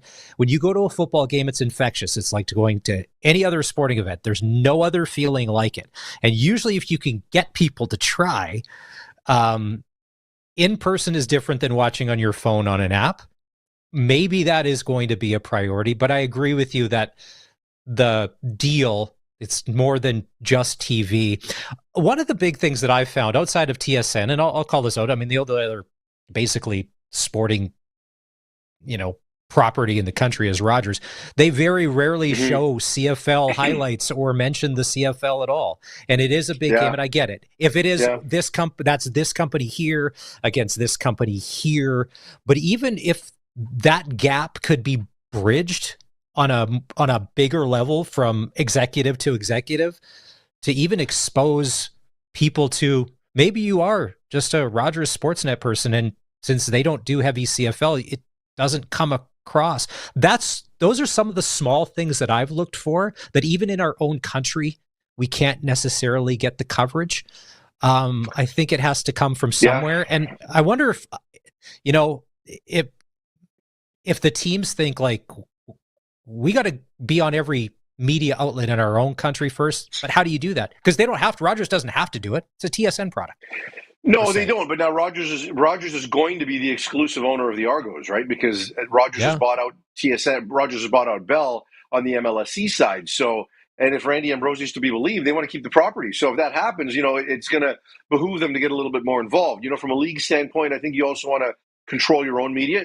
By that, I mean create your own content and try to find ways to get it out to people, because you don't necessarily need a traditional outlet to do that. But, you're right. It does matter, because there is a portion of the population that, sticks on that channel because they've got the national hockey games, right? Whereas, and probably more so in the West, because they've got exclusive regional deals with the Canucks, Oilers, and Flames, whereas TSN's also got regional deals across the rest of the country. So, I do think it matters, right? I mean, and if there was additional inventory, then maybe you look at that. And so, I think to me, had there been expansion, right? Had we been able to get to the 10th team, that means a 5th game a week. And maybe you can find that extra game and put it on a streaming platform or put it on another network, or do that so that network could try to get more invested. And they do a bit more at Grey Cup and during the playoffs, but that's not enough. We want them to care during the regular season when the Blue Jays are on, right? Whereas, you look on the TSN side, we're still going to show the Blue Jays and their highlights and cover them and have people that follow them around. And I get it's a bigger property than say the Argos, but that is part of it, right? I mean, you do have to find ways to get people beyond TSN viewers to have an interest in the Canadian Football League. Well, I think one of the big things too, and maybe it's already a done deal and it's been in the works, the CFL needs to have an app. Like it is 2025 and they had one. It did a while ago, and they let it go. Yeah, and then they let it go. But it's funny, how often we go to, you want to check something, you go to that app. Like that, I think, is number one for a lot of people, where you can just get, because I'm not just interested in rider stuff. Like, I want to know what's going on in Hamilton. Somebody got hurt at Toronto's practice today. What are the Lions doing? Neat and tidy. And yes, there are other sports apps, but having a CFL app, when it was working, was pretty handy. And those things will probably all get worked out in time. I want to ask you about this. The Riders make big news earlier this week. They signed Logan Ferland to a nice, hefty, full of money 2-year extension. When you saw that come across, what were your thoughts? Well, look, I picked the Riders as my early preseason pick to finish first in the West, and a player like Logan Ferland and some stability only adds to that, right? And you get him, and and they get Jamarcus Hardrick healthy, and they've had a couple of really tough years on the injury front as it relates to their O-line. Logan Ferland's a really good player. Like, if they can keep these guys healthy all season, that means you probably have a good chance to keep Trevor Harris upright all season, and Trevor Harris healthy is a really good football player. So, it's certainly a good news story and local guy as well. Yeah, I mean, there's no there. If you were writing the script of Saskatchewan boy does good, from where you start, you stay, and you go, and then you become one of the highest paid players on the team outside of a quarterback. When we talked to Durant the other day, he was all smiles. He said, "You know what? There's no better feeling as a quarterback when they start locking up O-linemen long term or whatever." And they, like you had said, Trevor Harris, and keeping Trevor Harris upright and untouched throughout the season, because I truly think if we can have, and I'm not sure to lead you to your prediction, if Trevor Harris could play a full season, like injury-free, imagine what the numbers could be, because if anything, he has battled injury, and we've never got a chance to really see a Trevor Harris for a full 18. If here, I'll get one step bolder. If Trevor Harris can play if Trevor Harris can play 17 games this year, 17, he'll win the MOP. He'll win the MOP. Take that, Bo Levi Mitchell. Sorry, Bo. Look, there's a lot of weapons on that team. The O-line is good. They made the right amount of additions. They didn't have to completely overhaul their roster. I thought they were a good team at the end of last year as it was. So, when you look at what else has happened in the West and what my expectations are, I think that Saskatchewan's going to be able to thread that needle if they can stay healthy. The draft order was released yesterday, and I saw the Stampeders are picking 1, and then they're picking 8. Is there a consensus number 1 overall draft pick in the CFL? Like, every team says, well, it's depending on need or whatever. But coming out of the combine, like, is there at least a 1-2 of like coveted guys? I don't think so. No, I don't. Like, I mean, look, there's a handful of players. I saw a mock draft today that had Keelan White, the receiver from Montana, North Vancouver kid, going number 1 overall, and he could, right? Like, it really is a top-heavy draft. And, like, especially at a position like receiver. So, there's 2 to 3 offensive linemen that have a chance to start. I think after that, it's going to get thin. The depth positions are D-line and DB.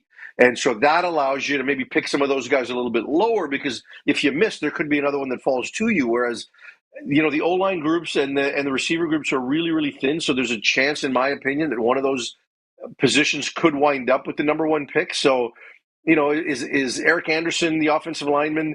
Is he that guy? We didn't see enough at the combine, but we know he's a good U Sports player. Is he a number 1 overall pick? I don't know. So I think it just depends on the team. I think there's a widening of opinions, and they still got a month to figure it out.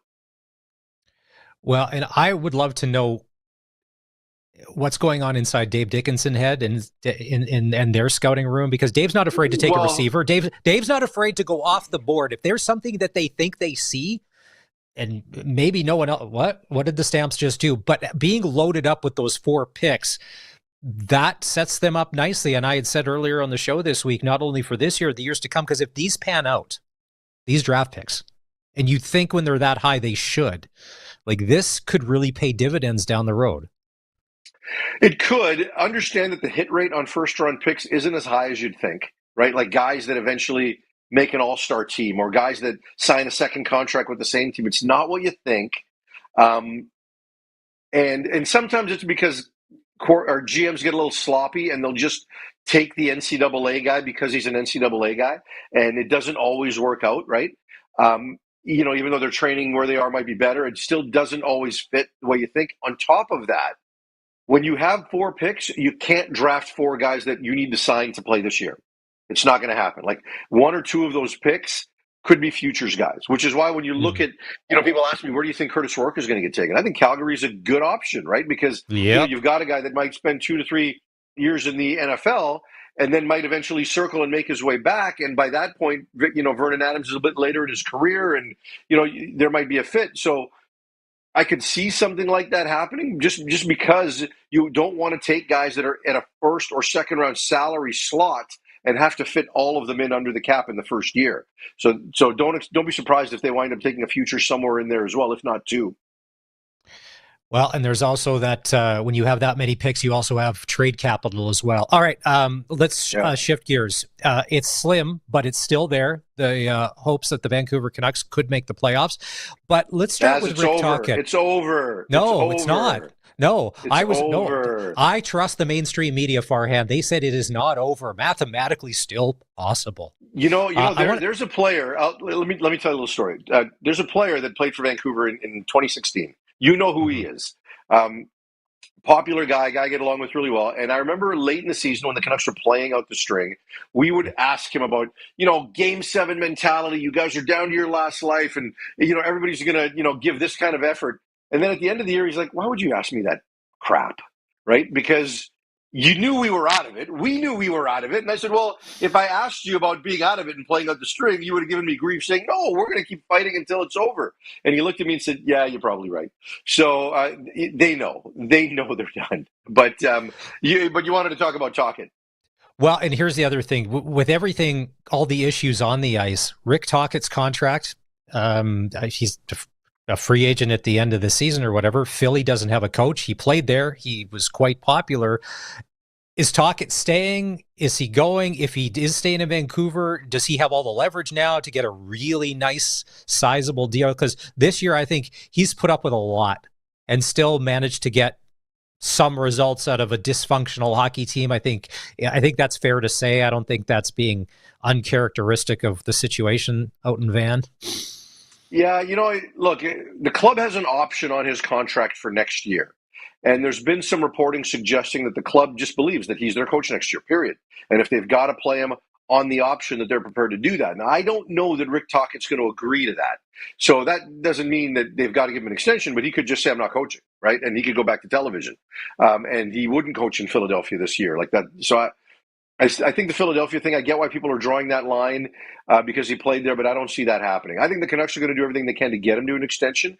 We'll see if ownership wants to buck up for it, but I do believe this is going to be about more than money in term because, the team that you took over is different than the team you currently have, right? You lose JT Miller, and Elias Pettersson is not the same player as he was 13 months ago. He had a 2-week run before his latest injury where he was playing better, not crazy good, but better than he had been for 13 months. And so do you think you can build on that and get the best of him again next year? Can he and Rick Tocchet coexist? I think those are kind of going to be the bigger questions along with money in terms. So I do think that even though the club has the contractual leverage, I think Rick Tocchet does have a level of leverage because everybody knows the Canucks want him back. There's fans in this market that it's divided because they were such a poor offensive team that sometimes the coach's system got blamed for that, which I think is naive.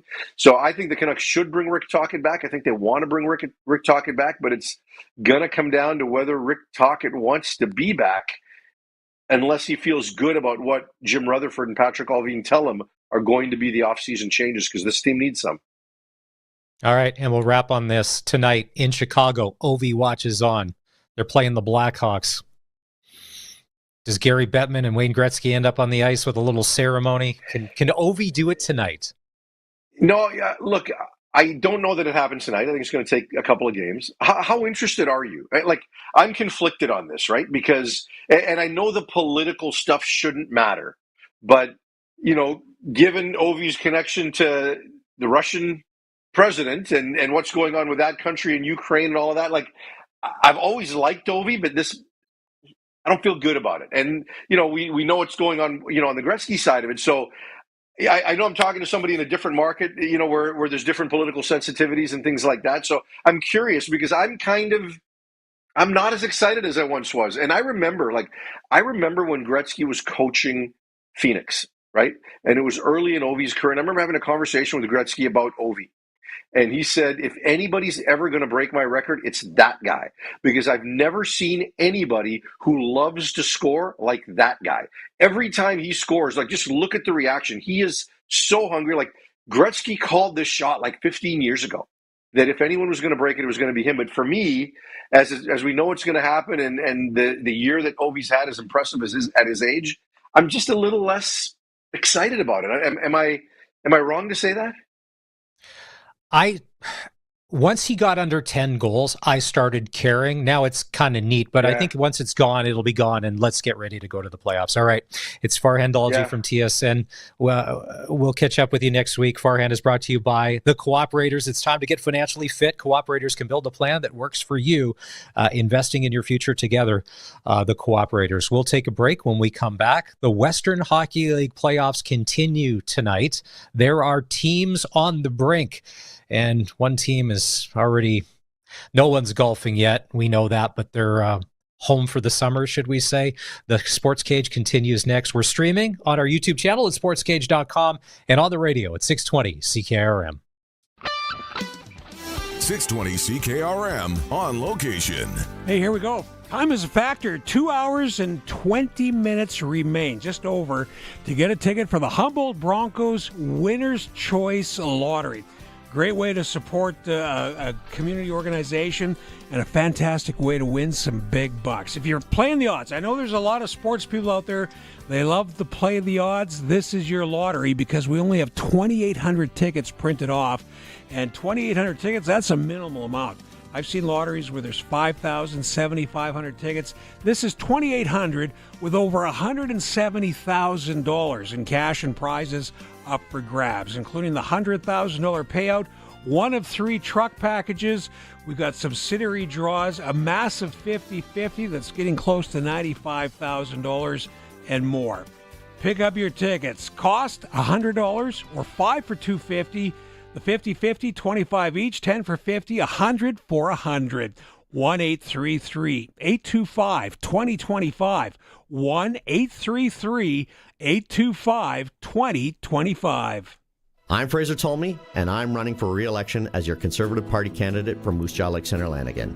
Our Conservative team is fighting for you and your family. For 10 years, the Liberal government has ignored the struggles of everyday Canadians. Rising gas prices, higher food costs mean less money in your pocket. We will axe the Liberal carbon tax for good and fix the budget so you can bring home powerful paychecks. We're fighting for you. We're fighting for Saskatchewan. We're fighting for Canada. Let's bring it home. Authorized by the official agent for Fraser Tolmie. Spring home improvements start at the all-weather at-home window sale. On now until April 11th at Fries Tallman. This is your opportunity to get 15% off select all-weather windows. Only purchased through Fries Tallman. It's time for an upgrade that will save you money on all your heating and cooling bills. All-weather windows offer energy efficiency and lasting value. Fries Tallman will even come out and measure your windows for you. Visit FriesTallman.com or see them in Regina or Fort Capel. Fries Tallman. Let's get you building. Come join an unforgettable evening at the Regina Red Sox Dinner and Auction on Saturday, April 26th at the Turvey Center. This year's special guest will be Saskatchewan Roughriders head coach Corey Mace and offensive coordinator Mark Mueller. Pre-dinner drinks will start at 6 p.m. and dinners at 7. And don't forget the live and silent auction. Tickets are available at reginaredsox.com. Get your tickets now for the Regina Red Sox Dinner and Auction Saturday, April 26th. And support Regina Red Sox Baseball. Presented by Dusick and Barlow Insurance at SGI Canada. Play ball! Every acre, every seed, every plant. The Fendt Momentum Planter makes everything count. Hydraulic delta force from Precision Planting creates specific downforce for each of the 48 row units across the 60-foot toolbar, which controls compaction, allowing you to make a big impact without leaving one. Grow bold with the Fendt Momentum Planter from Nick Service in Emerald Park. nickservice.com. It's Truck Month at Capital Ford Lincoln. We're celebrating with $1 over invoice pricing on all remaining new 2024s. That means we only add $1 to the price we paid for the truck. We're talking savings up to $18,000 on a new 2024 Ford F-150 XLT. We'll even pretend a brand new 2024 Bronco Sport is a truck, because it probably wants to be. Up to $9,300 in savings. Do not miss Truck Month at Capital Ford Lincoln. Since 1949, Nelson Homes has been providing you one-stop shopping for ready-to-move homes, panelized packages, and on-site builds. Nelson Homes' team of authorized dealers all over Saskatchewan would be happy to help you turn your dream home into a reality. In the Whitewood-Moosomin area, call Richard and Patsy at R. Thompson Construction or call 1-800-661-6534 for more information. Nelson Homes, trusted quality and service since 1949. The Sportscage Clutch Performer for Nick's Service in Emerald Park. Your local Massey Ferguson Challenger, Rogator, Gleaner, and Fendt dealer. Call 781-1077. Clutch Performer this afternoon. We chatted with Devon Oleniuk on Hour 1, who is part of the BKT World Men's Curling Championship going on in Moose Jaw. And he had talked about how the crew of volunteers who have been hard at work for many weeks and months getting ready for this, and then everything that's happened since last Saturday, your Clutch Performer, all the volunteers that are doing awesome work in Moose Jaw, and it is not done yet.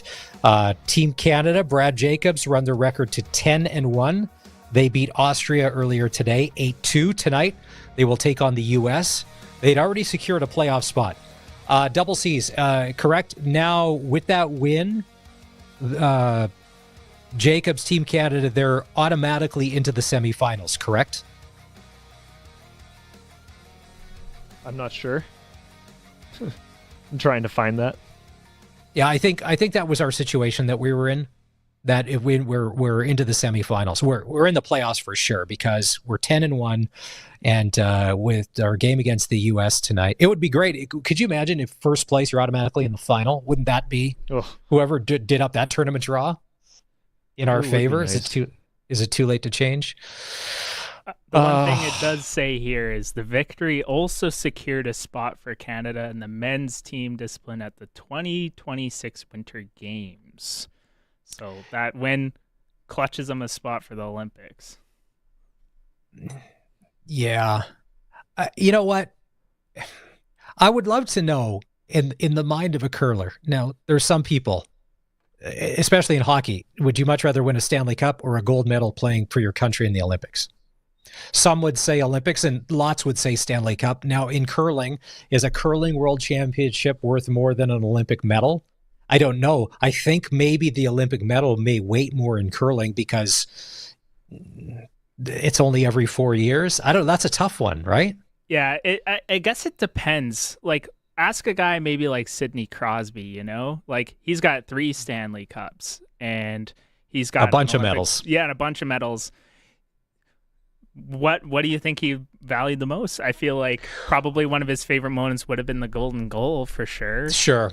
I think, though, once you get your name on the Stanley Cup at least once, that box is checked, and then all the pressure's off, and then you can go do whatever you else. But if you're just constantly chasing and you never get that state, like you could end up like Jarome McGinley, who had a great career, and there's plenty of them. Joe Pavelski, there's a million guys that had outstanding NHL careers. Look at Keith Tkachuk, outstanding NHL career, and when you don't win a Stanley Cup, does that?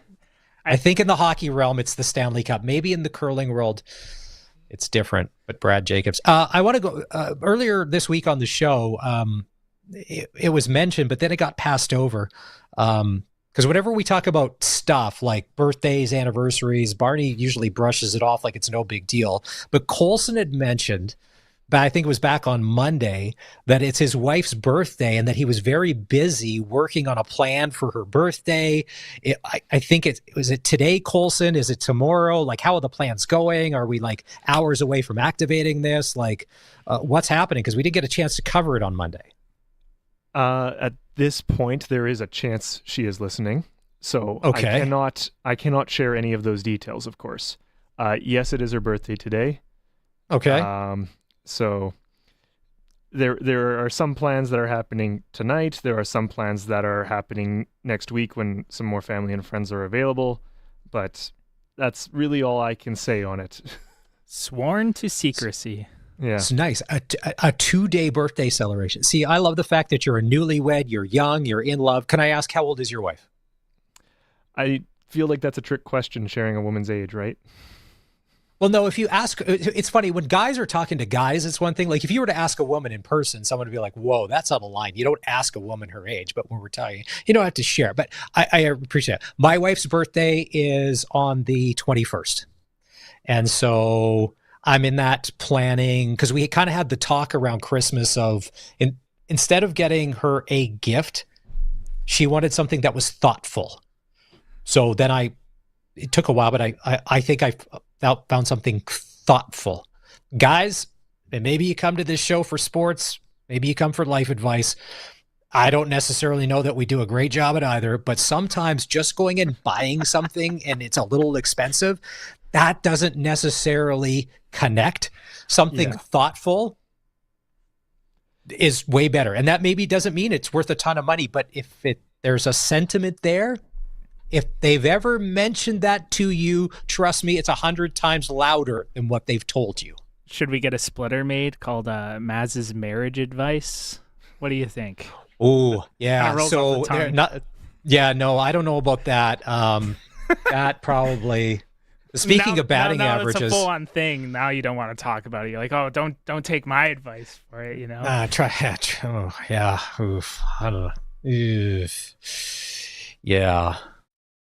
Let's go back to Dave Thomas's uncomfortable nickname of Big Daddy. How about we change subjects there? I love it. I'm happily married. Last year, 15-year anniversary. It was great. Celebrated. We were in Hawaii. It was awesome. We went to Morton's Steakhouse, which is great, in the Ala Moana Mall. Nice. Prime rib sliders. Unbelievable. Happy hour, although with the exchange rate, I don't know, it wasn't all that happy. Anyways, yeah, what are we doing? We're taking a break here. Come back. National Lacrosse League action tonight. We'll jump into that, and the Western Hockey League playoffs continue. Many teams on the verge of elimination as round one rolls on. The Sports Cage continues on the voice of local sports here in Saskatchewan, 620 CKRM. 620 CKRM on location. We're going to get you back to the Sports Cage real quick. Here we got the Humboldt Broncos Winner's Choice Lottery. I was up there a couple of years ago. They do a bang-up job. They've got a lot of history behind this lottery, and this is a way to give back and help out and have a chance to win. As I stated before, this is one of those lotteries that has the lowest amount of tickets printed off. You only got 2,800 tickets, so I love your odds for the draws tomorrow at 2 o'clock in the afternoon. The deadline is 7 o'clock tonight, so you've got 2 hours and 11 minutes to include yourself. Or maybe somebody's having a birthday. You want to buy them something special, something different? How about a ticket with a chance to win? $100,000 could be yours, or one of 3 truck packages. We got the Ford F-350, we got the Dodge Ram 1500, and the Silverado 1500, plus all those subsidiary draws, a massive 50-50. You got to pick up your tickets. Again, 2 hours, 10 minutes to go. 1-833-825-2025. 1-833-825-2025. It's spring, and all you want to do is forget about winter driving and enjoy the road on a set of new tires from Quality Tire. They have tires from the brands you trust, and their experts know which tires are right for the season. It's all about quality selection, quality prices, and quality service. Trouble-free driving starts with quality service from Quality Tire. So spring in today with 9 locations across Saskatchewan. QualityTire.ca. Since 1949, Nelson Homes has been providing you one-stop shopping for ready-to-move homes, panelized packages, and on-site builds. Nelson Homes' team of authorized dealers all over Saskatchewan would be happy to help you turn your dream home into a reality. In the Saskatoon area, call Kurt at Canadian Timber Homes or call 1-800-661-6534 for more information. Nelson Homes, trusted quality and service since 1949. No dugout in the pasture? You could move the cows or just put the water where the cows are. With a Keln Solar Livestock Watering System, you can put your pump pretty much anywhere without the cost of hooking up to the grid. If your cows are over here, put your Keln Solar Livestock Watering System over here. If they're over there, put it over there. If the cows are on the roof, you have weird cows. Learn more about the Keln Solar Livestock Watering System at kelnsolar.com. Keln Solar, we move water. Get it hot and get it fast. Western Pizza. Some say the number 13 is bad luck, like walking under a ladder. Well, 13 is a very lucky number when you're talking Western Pizza, like their delicious 13-inch pepperoni from Western Pizza. That makes it, well, the luckiest number of all. Western Pizza, big on toppings, big on taste. Dine in or take out. Order today. And get it hot and get it fast. Western Pizza. Sprayer controls are all set up. You good to go now? Yup. Is the GPS guidance system set up there too? Yeah, you're all ready. Get out there. When you get everything you need from Farmtronics, you know you'll be all set for this spring. With everything from sprayer controls and GPS guidance systems to weather stations and backup cameras, you'll oversee your entire operation with confidence. See Farmtronics, 380 Henderson Drive, or call 1-800-667-8001. Text CKRM 306-936-6262. Powered by Prairie Land Rentals. They've got everything you need for your projects. 600 Albert Street. PrairieLandRental.com. This is Sportscage. Be part of the show. Call 936-6262 or toll free 1-866-767-0620. 620 CKRM. It's time for the Sportscage Sports Ticker. Congratulations to everybody that won tickets to go check out the Saskatchewan Rush take on the Calgary Roughnecks tonight at Sask Place. It's not. I know it is Sask Place. SaskTel Center. Saskatchewan Rush and the Buffalo Bandits are tied in the National Lacrosse League for first place, both with 11-4 records. Playoffs are right around the corner. Also in action tonight, the Albany Firewolves are taking on the Vancouver Warriors. All right, the Western Hockey League playoffs continue. Round 1. Swift Current, Medicine Hat. Tigers lead 3-1. And the Broncos have played the Tigers tough. But tonight it's Game 5, Medicine Hat. The Broncos are facing elimination. A lot of firepower on that Medicine Hat team. I don't know. Like the Gavin McKenna factor alone, he can change a game. Tonight, the Edmonton Oil Kings with a 3-1 lead taking on the PA Raiders. It's Game 5 back in PA. It's now or never. Because I don't like... PA's got to win 3 in a row, and I don't like... I don't know. Brandon Lethbridge, the Bus Hell series. Hurricanes are up 3-1. If you're Lethbridge, you're doing anything everything you possibly can to wrap this thing up tonight so you do not have to get back on the bus and go back to... Well, they're not even playing in Brandon. They're in Verdun, Manitoba, because of the Manitoba Winter Fair, which always takes over Brandon's building this time of year. Portland and Prince George, the Winterhawks are leading 3-1. Vancouver, Spokane, the Chiefs lead 3-1. Seattle and Everett, and then this is the most interesting series to me, because Everett from start to finish was cruising. Best team in the league, without a doubt, all season long. But bitten by the injury bug. Landon DuPont, who should be the WHL Rookie of the Year, had to leave last game and had his arm in a sling and was up in the press box early in the game. The Thunderbirds are leading that series 2-1. And it should have been a cakewalk for Everett, but that's the thing. The regular season being one thing, playoffs being another. Tri-City, Victoria. Victoria is leading there 3-1. Saskatchewan Midget AAA Regina Pats Canadian champions are in Kenora taking on the Kenora Thistles tonight. It's the TELUS Cup Regional Playdowns.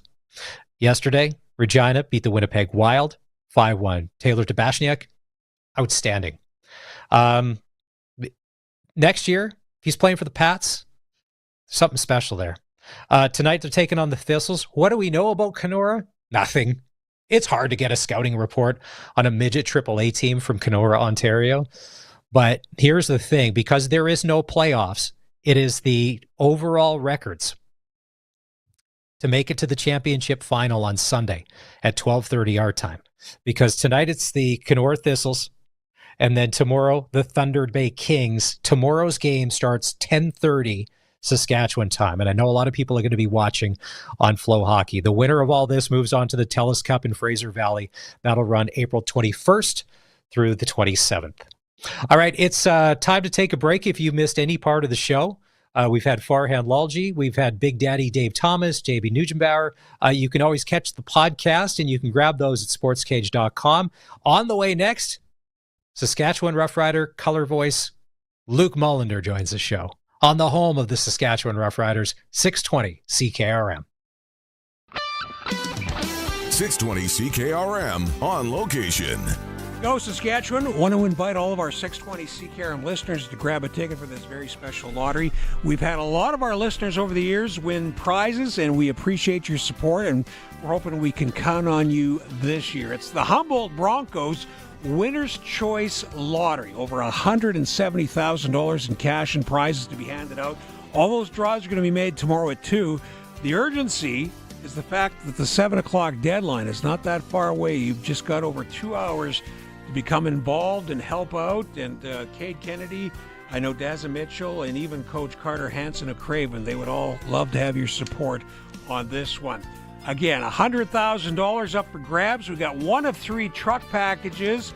We've got all those subsidiary draws, a nice little 50-50. Those are $25 each. 10 for 50 or 100 for 100.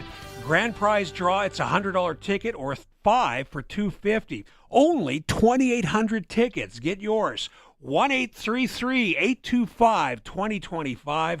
1-833-825-2025. It's Truck Month at Capital Ford Lincoln. We're celebrating with $1 over invoice pricing on all remaining new 2024s. That means we only add $1 to the price we paid for the truck. We're talking savings up to $18,000 on a new 2024 Ford F-150 XLT. We'll even pretend a brand new 2024 Bronco Sport is a truck, because it probably wants to be. Up to $9,300 in savings. Do not miss Truck Month at Capital Ford Lincoln. Get it hot, get it fast, Western Pizza. Dinner served. What's this? Pizza. Looks like cardboard. It is. Cut into a circle. What? Hope you're hungry. You wouldn't order cardboard for dinner, and that's not what you get when you order from Western Pizza. Think I'll order Western Pizza. They've got their pizza down to perfection. Western Pizza. Big on toppings, big on taste. Dine in or takeout. Order today. And get it hot, get it fast, Western Pizza. Bidding is now open for the Timed Online Farm and Livestock Equipment Auction for Bill and Barb Seymour of Cardiff, Saskatchewan. Register to bid at macauctioncompany.com. Up for auction, John Deere 560M round baler, New Holland 1475 haybine, Rogator high clearance sprayer, Highliner bale processor, plus livestock handling equipment, haying equipment, plus much, much more. Bidding closes on the Seymour auction this Monday, April 7th at 10 a.m. Olympic Buildings is looking for post-frame building crews to construct their post-frame buildings. This can be from any part of the province, and they'll pay better than industry average. To talk about getting your company to construct their buildings, visit olympic-buildings.ca. The 620 CKRM Country Corner is brought to you by Glasses TV, your SJHL authorized dealer, and Foster's Audio Video in Carlisle. Get the newest cell phone today with an amazing SJHL rate plan. The First Nations University of Canada invites you to their Spring Celebration Powwow, April 19th and 20th at the Brandt Centre. Full details at fnunivpowwow.ca. The Regina Red Sox Sports Dinner and Auction is coming up April 26th at the Turvey Centre. This year's guest speakers are Saskatchewan Roughriders head coach Corey Mace and offensive coordinator Mark Mueller. Tickets at reginaredsox.com.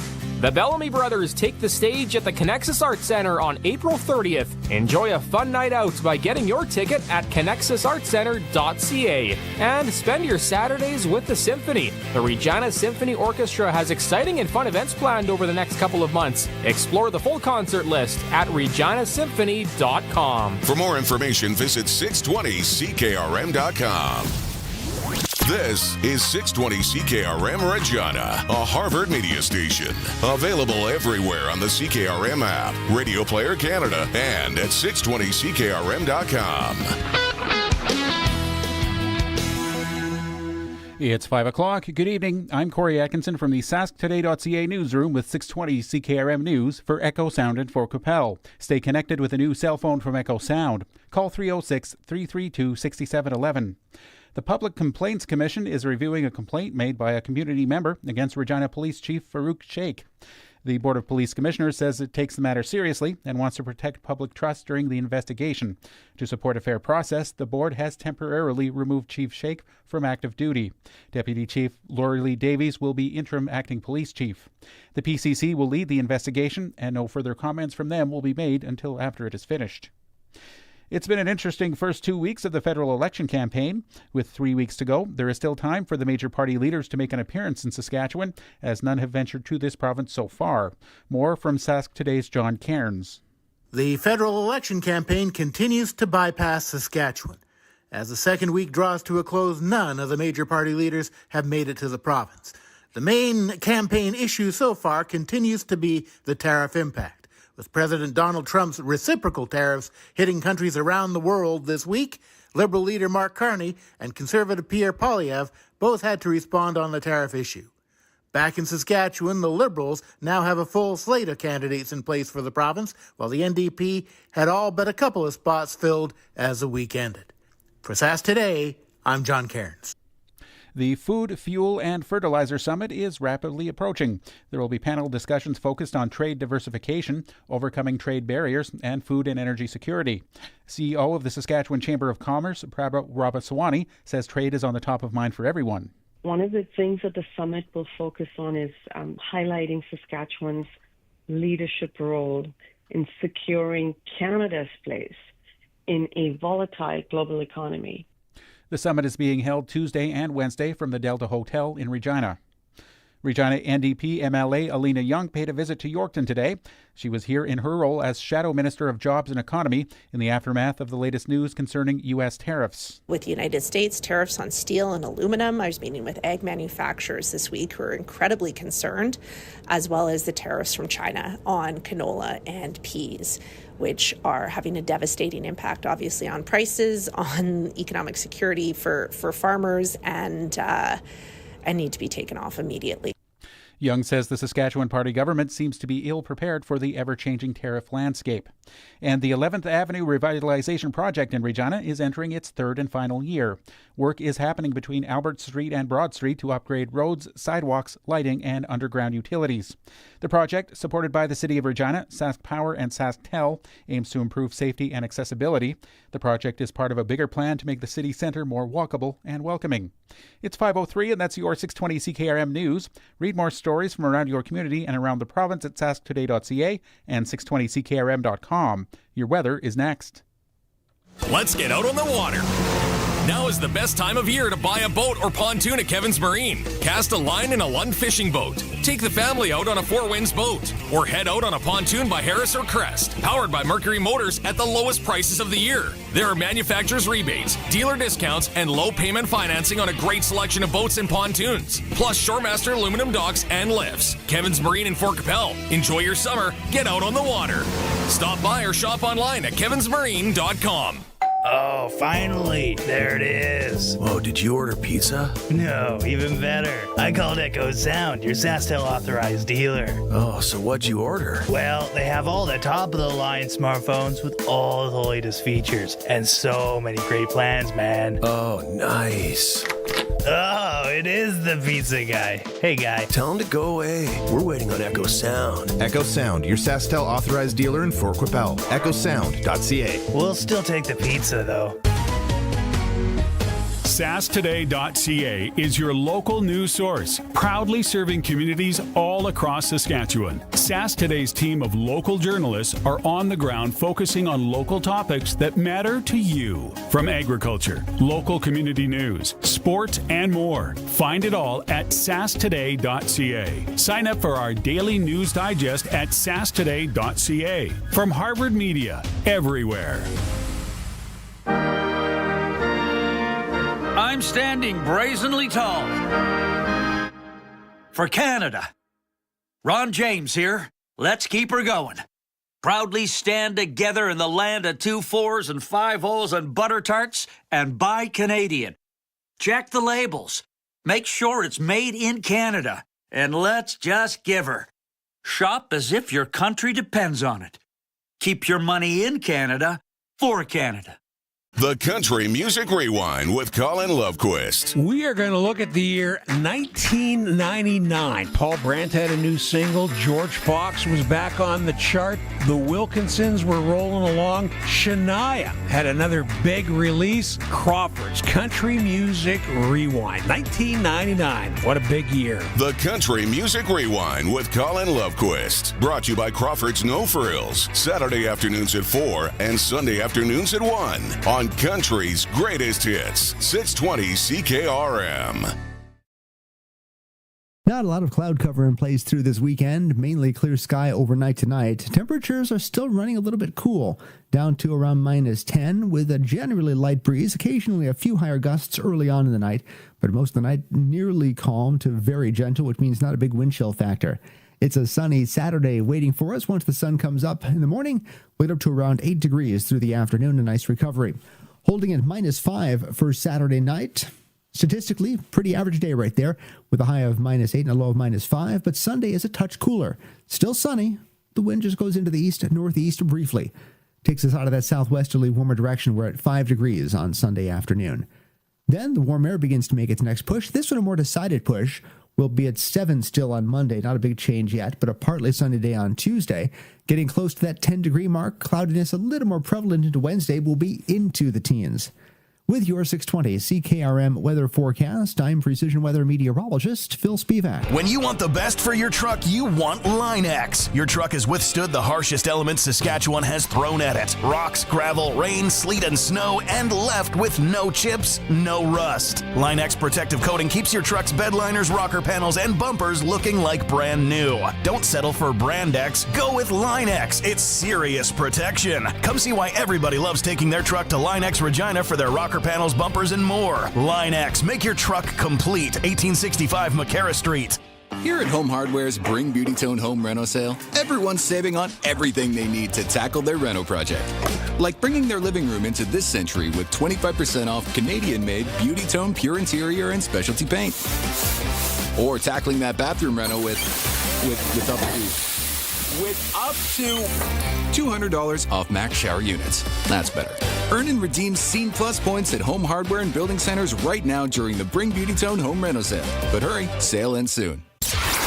Broadcasting from Century Studios in downtown Regina, Harvard Media presents The Sportscage, where Saskatchewan comes to talk local sports. Brought to you by Nelson Homes, supplying home packages and RTMs for over 65 years. Be part of the show. Call 1-866-767-0620 or text 306-936-6262. The Sportscage, streaming at sportscage.com, our YouTube channel, and on the radio at 620 CKRM. Final hour of the show on this Friday. If you've missed any of it, you can always go back and catch the podcast, Apple, Spotify, or we've got them all neatly stacked at sportscage.com, where you can also watch the show. It's Maz in for Barney today. Busy weekend, Prairie Junior Hockey League. League final will continue tomorrow night. Game 3 in Fort Capel is Fort Knox. We'll take on the Saskatoon Wesleys. Fort Knox up 2-1. And at about a half hour's time, Scott Blevins, the president of the SJHL, will join the show. In just a couple of minutes, your color voice of the Saskatchewan Roughriders, Luke Mullinder, will join us. Our Twitter poll question today, baseball this season. It's gone viral. The 999 challenge. 9 innings of baseball, you eat 9 hot dogs, and you drink 9 beer. Now, if it was football, 4 quarters, 4 hot dogs, 4 beer, probably doable for a lot of people, but 9. And we were talking earlier in the show, like, sometimes an inning of baseball can be, like, fast. You could be 10 pitches aside, and sometimes it's drawn out, so you kind of don't know. 9 innings of beer, 9 hot dogs, 9 innings of beer, 9 innings of baseball, 9 hot dogs, 9 beer. Vote. Yes, no, maybe, but you'd love to try on our X account at Sportscage. When you're there, give us a follow. Last hour, we had Farhan Lalji on talking about Stuart Johnston becoming the 15th commissioner of the CFL. And Farhan said this is his old boss from TSN, and he thinks he's going to do an outstanding job because he's coming at it from a totally different angle and a totally different point of view. Yes, he's a successful business guy, but he's coming at it from the content side of TSN, where other commissioners have come at it that maybe they were ex-players and they had a business background, but they didn't understand necessarily the delivery methods, especially with the world we're living in today. Because media, even from when Randy Ambrosi took over as commissioner 7-8 years ago, how media has just changed and consumption. Like, what can't you not get on your phone? Oh, a CFL app, because they don't have one anymore. That got shut down a couple of years. So number one right there. The butts in seats matters anymore. Like, if Stuart Johnson has a way to be like, listen, this can all be done digitally where we can generate revenue, but you don't necessarily need people in the stands like you did at one time to get the new eyes, as everybody's talking about. They need, young people coming in. So it was a good chat. And he had some interesting things to say. All right, let's go out on the Western Pizza guest hotline. Let's bring him in. It's Luke Mullinder, your color voice of the Saskatchewan Roughriders. There's my man. Hey, how's it going? How you doing, man? We haven't chatted in a while. Good. I know, it's been a minute. Whoa. I know it's been a minute. Hey, we're 24 days away from a federal election, and I have to ask you, is your phone blowing up with calls and texts, people wanting to do political surveys and stuff? Because mine sure is. Like, I got numbers coming in from all over the place, multiple times a day. Really? No, yeah, I haven't. It hasn't really hit me like that. I think that maybe I do also a good job of just not answering calls that come across my cell phone that I don't know. So yeah. So I think that's probably just given up on me by now. Well, it's funny because when I texted you last week about coming on the show, I'm like, you got back to me the next day, which is fine. We're adults. We have lives to live. I'm like, oh, good. Whew. There's Luke. Yeah. God, we're still cool. Yeah. Okay, so a couple of things. If you missed the first part of the show, Dave Thomas was on, and we have Jamie Neugebauer on from Notre Dame, and he started calling Dave Big Daddy Dave. And he mentioned Big Daddy Dave like 4 times in this interview. Did you know that Dave's nickname apparently is Big Daddy Dave Thomas? Look, Maz, A, I did not know that. And B, I can safely confirm to you that I will never in my life refer to another man as Big Daddy anything. So, I'm that's going to say something that Dave's.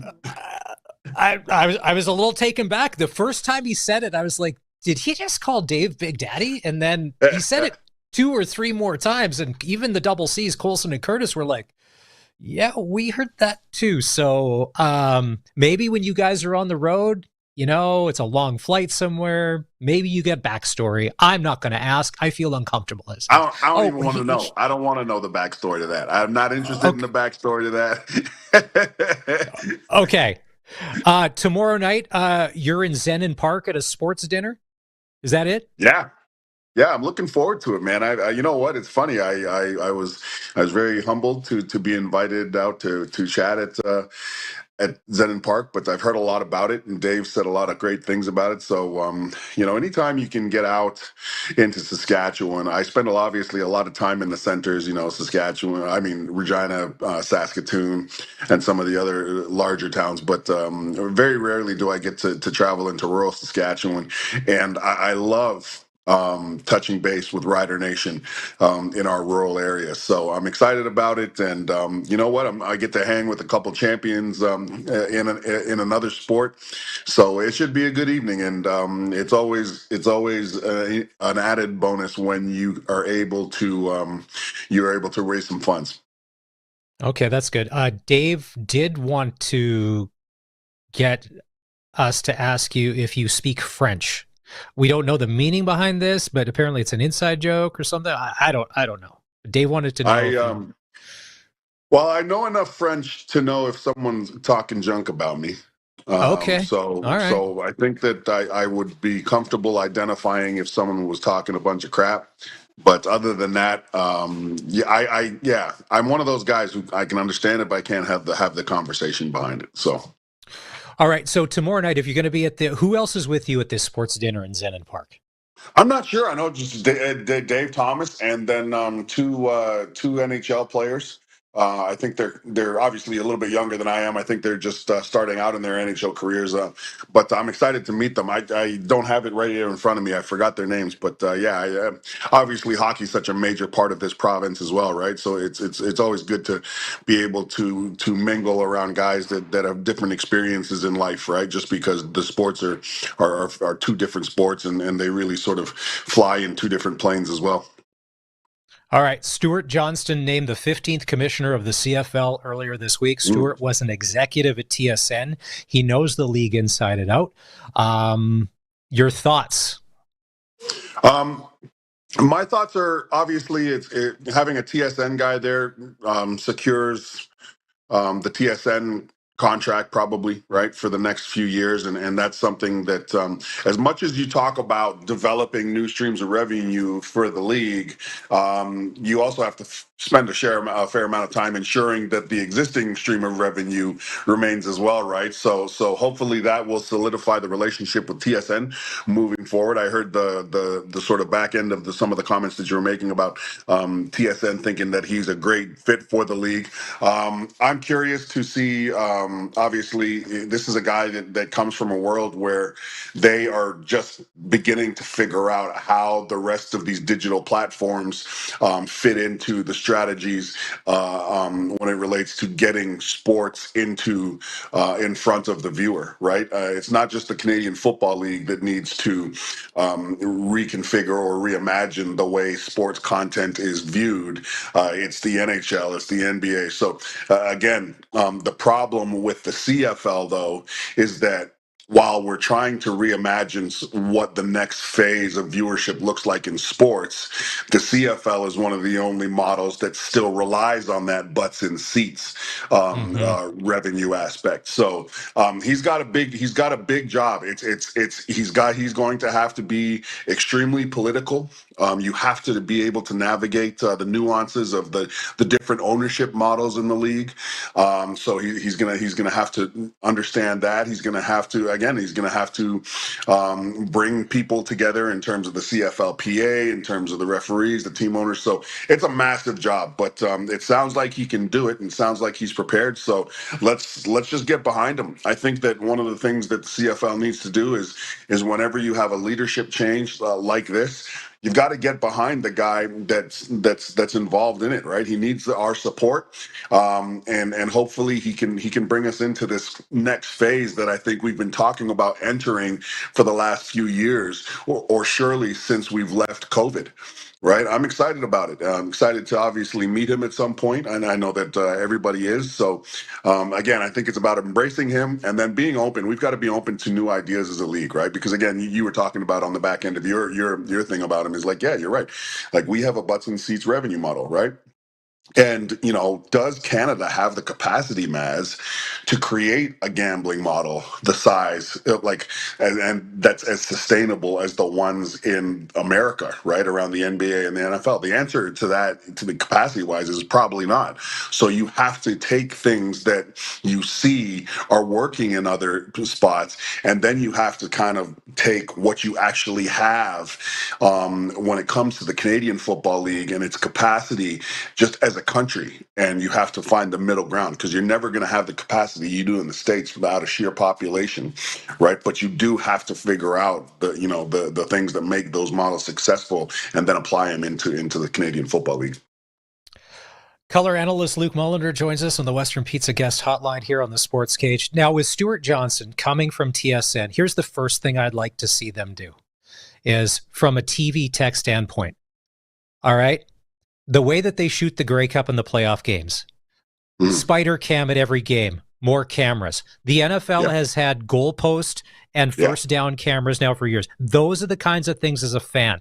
I became a fan of NASCAR because the way that TV shoots it and has you right there in the cockpit when you need to be, and with the cameras and the angles, and we've seen it.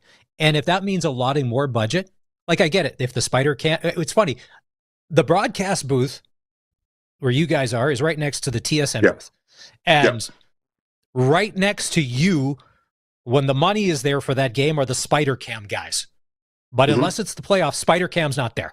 All right? No. Spider cam at every game. So, and when we say spider cam, that's the one that is hanging over the field and works its way back and forth and is all on cables. It enhances the viewer experience. Totally. The goalpost cameras, they've been using those in the NFL for years. All right. It's probably technology you can buy. It just costs. First down, shooting the game better, making the game more appealing. I would say that's probably, if he's, like you had said, he's going to have a lot of hurdles. This job is like being a politician.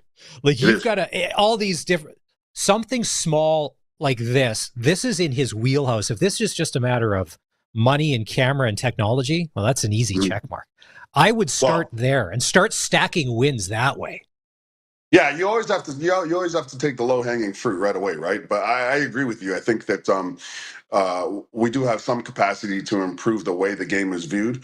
But again, we can't sit here and act like the Canadian Football League is just flush with cash, right? To where they can make an injection of significant value in terms of their, but like right now, I think that one of the reasons why that spider cam, is only at the bigger games is because, we probably only have one or two of them, right? Like you would need one in every single stadium, right? And that not just that, now you have to set the infrastructure up and you have to staff it, and you have to be able to staff it properly, right? So I agree with you. I agree, do we have more? I always think that if we're as reliant as we are on the instant replay system, I've always felt like we needed to invest in more cameras on the field as well. But again, all of that infrastructure comes with a cost, right? And if you're a league where your revenue is a little bit lower, right? If this is the NFL, they're just like, hey, man, we need to throw $100 million at digital cameras in the shoes of the players,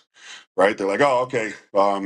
Search your pockets, boys. You know what I mean? Like someone just throw it on the table, and that's not the Canadian Football League's standing. And I do think that one of the other pieces is I think that the teams are as aligned as they are in terms of building the game, I think because of the different ownership models of each team, I think that there is some conflict that would come up around, okay, just where do we make our investments initially, right? And knowing that we want to grow the game, but also understanding that there are other teams that have priorities as well, right? So it's going to be interesting. But you said it right off the bat, man. He's going to have to be extremely astute when it comes to navigating the politics of the governors, of the owners, and just where we are now as a league. That's why, Barney, I remember they built, like, sorry, Namaz, I cut you off. I remember when they automatically raised the salary cap, right? When they found that they had done well and right. And I understood that, hey, yeah, great. Like, the players are potentially going to get more money because there's more money around. But I would have really liked to see, and maybe they did this and it was just shot down, or maybe that this just isn't the process. But in my mind, when you're a league that's really trying to develop, if you realize that you're doing a lot better in terms of financials and that you can actually contribute to more money to each team, I would have liked to see just a pause on that and say, hey, wait, like, we can redo this bargaining agreement, guys, based on the more cash we have, or like, what does it look like if we take some of that money and invest it and inject it into actual league viewership, right? And the infrastructure you're talking about. So again, I do think you're going to have to be creative with the ways that you operate just in general as that league. Logan Ferland signs a 2-year extension, which will keep him in green and white through 2027. Big money as well. Good Canadian offensive linemen are hard to find, and they got a gem in Ferland. This is a no-brainer. Like, this is just JO, just box check. Let's get this done. Next, move on. Let's move on. I think it's just a great sign showing the club is willing to long-term with guys because they're trying to build something special here, which is great because before guys would come, they'd honor their contract, but then they leave, they're gone, they're all of that, where there wasn't necessarily that stickiness to Rider Nation, where now we're starting to see these extensions come out, which I think only breeds for everybody else that is coming into Rider Nation that this is a place to be. You have to remember where J.O. was in his career with the Saskatchewan Roughriders, right? He came over from the Argos, and he obviously, when he started out as a center here with the Saskatchewan Roughriders, there wasn't that immediate success, right? Like, he was part of a building, and he was the building block. He was the core, one of our core leaders, but he was our core leader from like really early on and throughout that point that is coined essentially the decade of decadence, right? Where the Riders were going to Grey Cups. We won in 2007. We were one of the better teams all the way through. We won another one in 2013. Probably would have won another one in 4. But all throughout that phase, Jo was our leader, right? Some of it in the football operations side, but the majority of it on the field. And one of the things that Jo understood and understands now is that you win with the trenches, but more importantly, Jo was part of offensive lines that were solidified, that stayed together, that were the core group of guys also in the locker room. And I don't think there's anybody better, in the league right now than to build around than a guy like Logan Ferland. He is a fantastic football player. He's an even better person, and man, he's just a work hard dude. You want those lunch pail hard hat guys in your locker room, and when they're leading the team, you're going to be set up for incredible success. So I think that it was a contract that was well earned, and I was glad to see that he was getting paid as one of the higher guys in the league because he deserves it. And he was my offensive lineman of the year without a doubt. As many times as they moved him around and didn't have a drop off everywhere they put him, just proved how good he was. And I understand that, the winner of the O-line, he's an incredible player too. But I thought Logan Ferland was the O-lineman of the year this year, and I expect him to be the O-line of the year candidate for the Riders and for the West again. I think he's that good, and I think that he's got a bright future. He's a Gene Mikowski guy potentially. Right, and he's a guy that can play for a decade or so, and hopefully at the end of his career, you're talking about him as a Hall of Famer, but more importantly, you're talking about him as a multi-time Grey Cup champion, because that's what'll work out for the green and white. Yeah, and that's the thing, and that's the next step. I mean, 2013, hey, it was great, but we can't live in the past. There were going on 12 years since the last Grey Cup, and now That is the next building block today. Aaron Patrick is signed. He'll be at training camp. Aaron Patrick is a 6'4", 245-pound pass rusher. Spent some time with the Jacksonville Jaguars and then the Denver Broncos. Released in 2023 with an injury claim. I don't think he played football in 24. Do you know anything about this, Aaron? Yeah, anything about this Aaron Patrick that they've signed today? No, I don't know. I don't know much about Aaron Patrick. I know that the description of pass rusher is accurate, and I think that he's got the ability to be successful. But again, yeah, you're right. He had some injury issues that took him out, I think, and I can't remember how much football, if any, he played in 2004. But again, it fits the sort of the need, right, for Jeremy O'Day and then the Saskatchewan Roughriders heading into training camp. They've got to identify where their pass rushers are coming from, right, and especially on the other side of Malik Carney, you're not going to have Brian Cox Jr. obviously this year, right, and he was exceptional, and a couple of the other guys they've left that were depth guys. So you've got to find another guy. I know we got Shane Ray in there as well, but again, he's a little bit older, and he also had significant sort of injury struggles, right? So I'm glad you just at this point you've just got to make sure A, your camp roster is filled with bodies, obviously, but B, they're filled with bodies that you actually need to identify some opportunities because there are some gaps right now on that roster.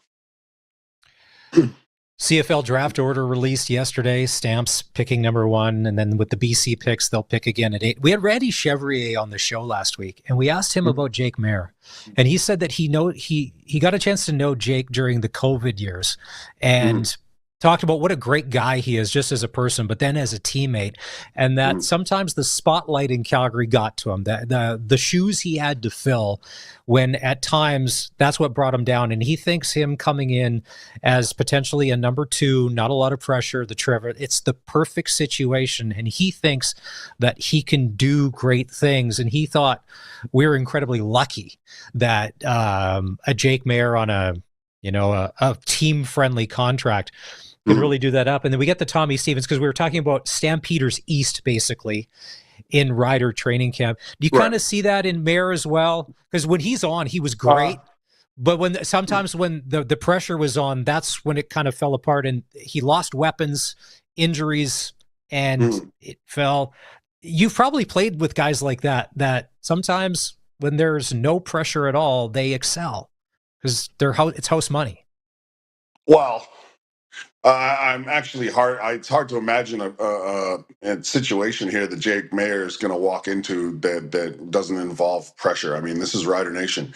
If Jake Mayer thought the pressure was tough in Calgary, I know. Trust me, it's 3 times that, if more, in Saskatchewan. But I think that sometimes change is good for people, right? Sometimes they need to change the scenery. I think that Saskatchewan, one of the key sort of things about Saskatchewan is the way that players, because it's especially Regina is such a small town, right? Like you kind of end up spending the majority of the time around your teammates. You can spread out in places like Toronto and Calgary, right? And you might not see your guys until practice, but you end up hanging out with guys all the time here in Saskatchewan and Regina because it's such a fishbowl. So I think that it'll be good for him, but I don't see any scenario where he doesn't have any pressure, right? If he has to roll in a couple games for Trevor Harris, I mean, this is a team, you got to remember, this is a team that the expectation is going to be fairly high.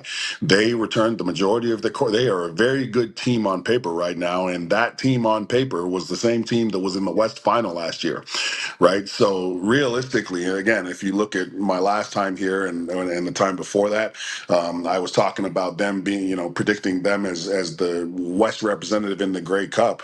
Realistically, that's kind of where you got to be in order to keep building, right? Because you were in the West Final last year. So any situation he's going to step into is going to feature some pressure. But I think the difference is that he's not the guy right off the bat. You know what I mean? Yeah. And I think he's going to have a little bit of time to slowly get into a routine with these guys, get to know Saskatchewan and the organization. And then when he is, I think that he's going to be in a situation where if he does have to fill time for Trevor Harris, he would have had time to sort of absorb and set his feet, right? If he was coming in here right away and he was your number 1 quarterback all the way through training camp, that would be a completely different situation. So you're right. I mean, he comes in, he's he's a guy that is going to be asked to just be a great teammate, and apparently he is. And again, it's he was the best backup available in the Canadian Football League this free agency. So there is going to be an opportunity. I'm excited to see him when he does get it.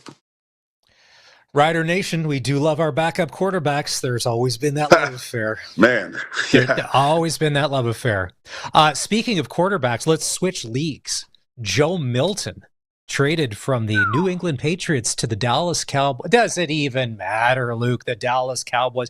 The season is how many months away, and I already am. I have an upset stomach thinking about the Cowboys and what this season's going to be. Like, Joe Milton's not going to make a difference. Let's be honest here. Listen, as a Cowboys fan, I'm just glad Jerry actually did something like in the offseason. Like, I'm glad he did anything. I was surprised. I was like, oh man, Jerry actually, like, he's not on the boat. Look at that. He made a football transaction in the offseason. It's amazing. We might have life. I think Joe Milton's awesome. I thought he was a great draft pick the year before. I thought he was an absolute stud. He was just in a situation in New England where they had another young stud, right? I think that kid is, I really liked him when he was in college too. So and by the way, Saskatchewan needs a backup, right? And the nice part about it is that New England traded him to the Cowboys because they wanted to do him a solid. So they actually told him sort of where his options were in terms of the teams that wanted to trade for him, and it worked for them that they sent him off to Dallas. And he probably knows, hey man, this is a quarterback in Dallas that is good when he's on top of his game, but has missed significant times the last 2 years. So I'm going to get some PT. I think Dallas Cowboys fans are pumped up. The problem is that he's going to come into the Cowboys, and we've got a number of questions along that offensive line, right? So is it going to be detrimental to your development, right? Are you going to be running for your life and snapping the ball and moving around earlier than you want to as a young quarterback? I mean, it's not as if New England had the greatest offensive line when he was in there, and he made some plays. So I think that Dallas Cowboys, we're excited just that Jerry actually is not dead, and we don't have to prod him with a stick. And B, we've got a young player that a lot of other people like as well. When we had Doubles on Monday, we asked him about Trey Lance, backup quarterback for the Dallas Cowboys, and if what Darian thought, could he make it in the CFL? And Darian thinks he is more suited to be a CFL starting quarterback than an NFL starting quarterback just because of the skill set that he has. Yeah, right. I think that it's an athletic skill set. He's got a strong arm, right? And again, you look at the Canadian Football League, you look at the width of the field. Can you get the ball out with some velocity to the sides, right? Can you run as a quarterback? But again, I think that I do agree with Doubles that he could be a quarterback in the CFL. But again, I also revert back to you need to be a pocket passer at some stage to win a Grey Cup championship, right? Zach Caleros, I mean, even Nick Arbuckle, right? Like Nick Arbuckle, quarterback the Argos to a championship, and he's a pocket quarterback. You know what I mean? Like, you've got to be a guy who can navigate the pocket. So I agree with him. He's got such an amazing athletic, and that's what got him drafted so high in the first place, right? Was his athletic ceiling. It's just, you just look at the guy and you're like, man, this guy can do anything. He could be in the NBA if he wanted. You know what I mean? So, but we've seen guys like that. And unfortunately, they don't always work out, right? Casey Printers, before he went to the NFL, not necessarily when he came back, but Casey Printers was the same type of guy, right?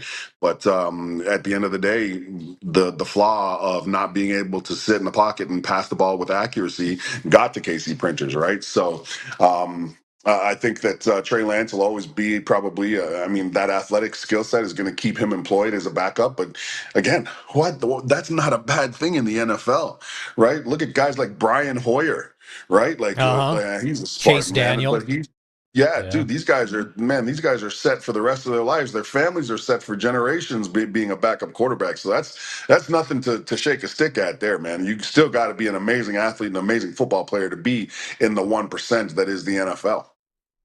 All right, it's Luke Mullinder, your color voice of the Saskatchewan Roughriders. There's Curtis. Also, yeah, I just want to say it might not work out as well because he just signed a 1-year deal with the Chargers. So Probably not Yeah. going to the CFL. Well, here's the thing, though, man. I mean, he'll probably bounce around, and again, I just, the CFL game is going to move on too. You know what I mean? The less you're on the field, the more someone else is on the field, right? So I think that it was good for the Riders to get him on their neg list, because if he had decided he wanted to continue his football career in a different league, then we would have had a chance to look at him first. You know what I mean? So I think that that's the approach you need to take in the Canadian Football League. If there's an athlete out there that hasn't necessarily worked out for whatever reason in the league, throw him on your neg list, give him a shot, and see if you can work with him. All right. Luke, my friend, thanks for doing this. Safe travels to Zenon Park tomorrow night to the sports dinner, and we'll do this again. Say hi to Big Daddy on the trip tomorrow. Right? Yeah, man. Hey, look, it was good to talk to you, man. We haven't connected in a while, and I will never refer to another man as such, and I especially won't with Dave. All righty. All right, it's Luke Mullinder, your color voice of the Saskatchewan Roughriders on the Sportscage. We'll take a break. When we come back, we're going to shift gears. The Prairie Junior Hockey League, Junior B, the finals are on. Fort Knox and the Saskatoon Wesley's. We're going to chat with League President Scott Blevins next. This is the voice of the Saskatchewan Roughriders, 620 CKRM. 620 CKRM on location. It is a big day today, and we would love to get you involved in this one. It's the Winner's Choice Lottery. Over $170,000 in prize value to be won and handed out. That's going to happen Saturday. Tonight at 7 o'clock is the deadline. This is through the Humboldt Broncos organization. A lot of good Regina kids on the team.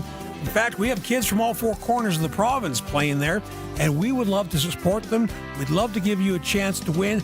Ask about the 50-50. $25 each, 10 for 50 or 100 for $100. That's a sweet deal. We can top that deal, though, because the grand prize ticket, you can get yours for $100, or how about 5 of them for $250? Chance to win $100,000 or one of the 3 truck packages. The choice is yours. Get your tickets, help out, have a chance to win. You can check it all out at HumboldtBroncos.com or call 1-833-825-2025. That's 1-833-825-2025. So since that little ding on my car last week, I don't know where to take it. I don't even know. That's easy. Take it to Regina Motor Products. Who said that? I did. Down here. I'm Terry the Tire. Regina Motor Products Chevrolet Collision Center and SGI accredited auto body repair is a full-service collision and body shop that works on all makes and models. Just submit your claim to SGI and set an appointment to get your appraisal done. Easy. I bet you're tired after saying all that. South at Highway 1 and 6, Albert Street. RMPChevrolet.com. At the cabin or on the farm, Access Rural Internet gives you speed and service you can rely on. Right now, get Access Rural Internet for as low as $69.95 a month for 24 months, including free service calls by our local techs, a free Wi-Fi router, and a strong, reliable signal matched by our strong, reliable customer service. Great service is never far away with Access Rural Internet. Visit myaccess.ca to book your free site survey. Sask Lotteries has 50 years of winning behind us. And you know what that means? Lots of winning numbers. Numbers like over 1,200 organizations funded and 12,000 plus groups supported. $6 million given away annually in community grants. And the winningest number of all? $1.4 billion given back to the people of Saskatchewan through sport, culture, and recreation. And we're just getting started. Help us grow the next 50. Learn more at sasklotteries.ca. Since 1949, Nelson Homes has been providing you one-stop shopping for ready-to-move homes, panelized packages, and on-site builds. Nelson Homes' team of authorized dealers all over Saskatchewan would be happy to help you turn your dream home into a reality. In the Fort Capella area, call Calvin at 99 Builders or call 1-800-661-6534 for more information. Nelson Homes, trusted quality and service since 1949. Welcome back to Sportscage. Get social with us. Follow us on X at Sportscage. Watch our video stream at sportscage.com and always on the radio at 620 CKRM. The Saskatchewan Junior Hockey League playoffs start tonight. You've got Weyburn and Flin Flon and Yorkton and Melbourne. Melfort's for a little bit of an inside look. We had Jamie Neugebauer, longtime voice in the Notre Dame Hounds, on the show in hour one.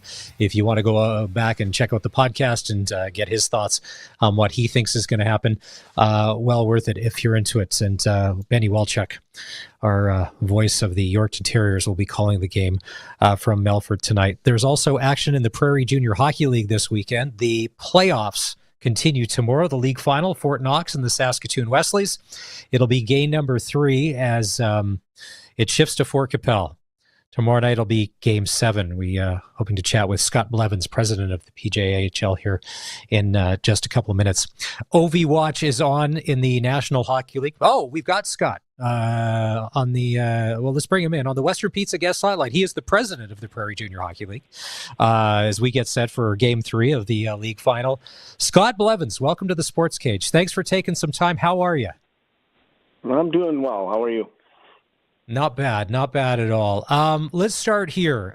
Fort Knox and the Saskatoon Wesleys, game 3 goes tomorrow night in the Fort. Fort Knox has had an incredible season. What can you say about the quality of hockey across the league this year in the PJHL? Has it been some of the best that you've seen in your time as president? Yeah, I would say so. It's a very competitive league. There's been lots of skilled players are showing up in different teams, and it makes it a really good product to watch, especially playoff time. It gets to be a little bit more heated and a little more on the line. So it's really good product.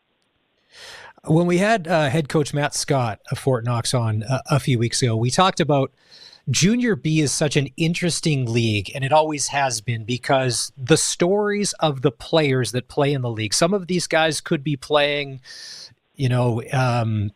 Western Hockey League. Some of them could be playing Saskatchewan Junior. Some of them choose to play Junior B. Is that a selling point of the league that, listen, depending where you may be in your hockey career or whatever, there's a spot for you?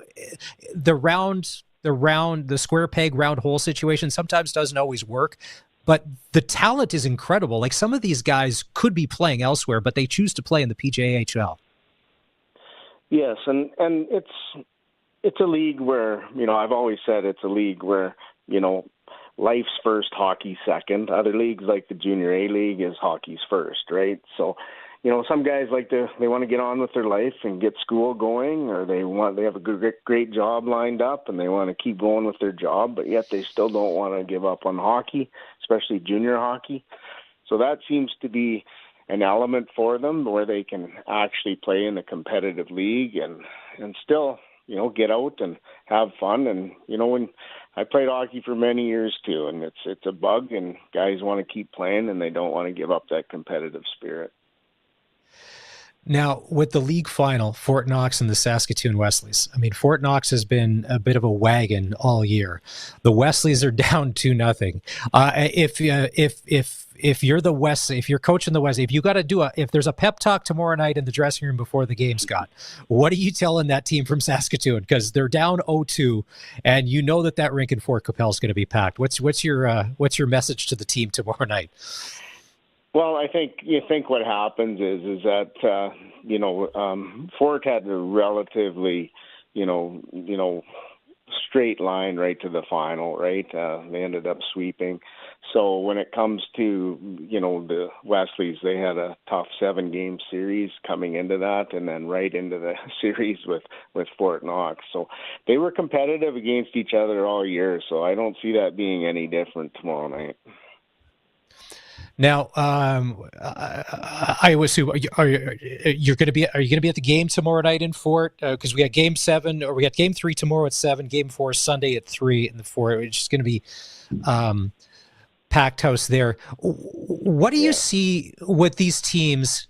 And you see something like that, what it does to the community? Because I know when the buddies I had growing up with, they played Junior B, and I remember going to like a Saskatoon Royals game, and it was at the rink in Sutherland and Saskatoon. It was packed along the glass, and there's as many people as you could jam in or whatever.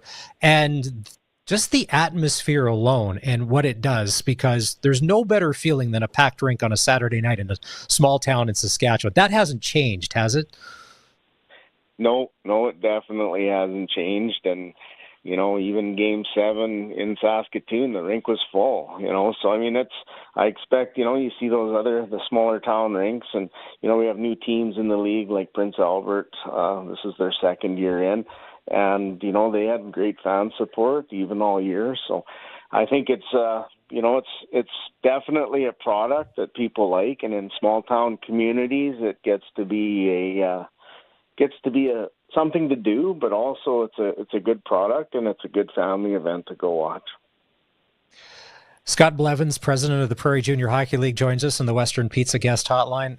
Scott, little about you. How do you end up being president of a hockey league? I've always wondered about that. Well, I applied, but, you know, my background has been a lot of hockey. I used to coach, you know, minor hockey. I played, obviously. I was an official.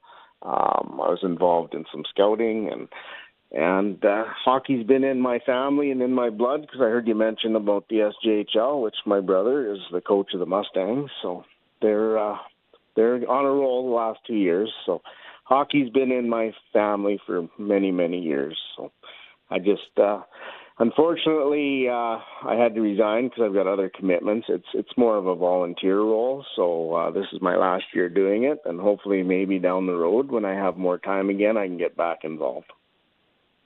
Are you happy, is the goal is always to leave it better than you found it? Do you think that in your time as president, you were able to nudge that forward, or sometimes it may be not the easiest goal to accomplish, but you're going to hopefully leave it a little better off than when you first took over? I think so. I think there's a lot of great people involved in the league with each team, with, you know, each of our 11 teams. And, you know, we got a chance to expand maybe one more team coming up at our annual general meeting. So could be a 12-team league next year, which would make it, you know, that much better.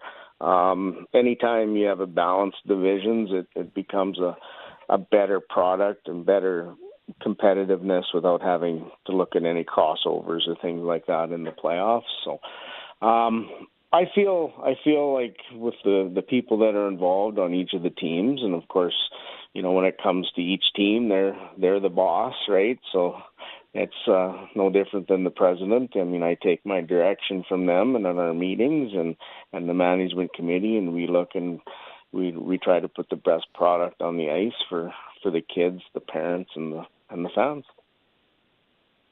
Well, I think it's been an outstanding year, and tomorrow night it'll be Game 3 in Fort Capel. It's Fort Knox taking on the Saskatoon Wesleys in the Prairie Junior Hockey League final. Scott Blevins joining us on the Western Pizza Guest Hotline. We can't ask you for a prediction because you can't play favorites, but I bet you in the Saskatchewan Junior Hockey League we know who you're pulling for because you can play favorites all over there. So yeah. We're all Team Blevins on this show today. Thanks for taking some time. We appreciate it. All right, we're going to take a break, and when we come back, we're going to wrap. We're going to check our Twitter poll, the 999 challenge. If you haven't had a chance to vote yet, in baseball, this has gone viral since the start of the season. 9 innings of baseball. Could you eat 9 hot dogs and drink 9 beer? That could be a tough task for a lot of people. Maybe could be a piece of cake for others. We'll do that next, and we'll wrap the show. This is the Sportscage, streaming on our YouTube channel at sportscage.com, and the home of local sports here in Saskatchewan, 620 CKRM.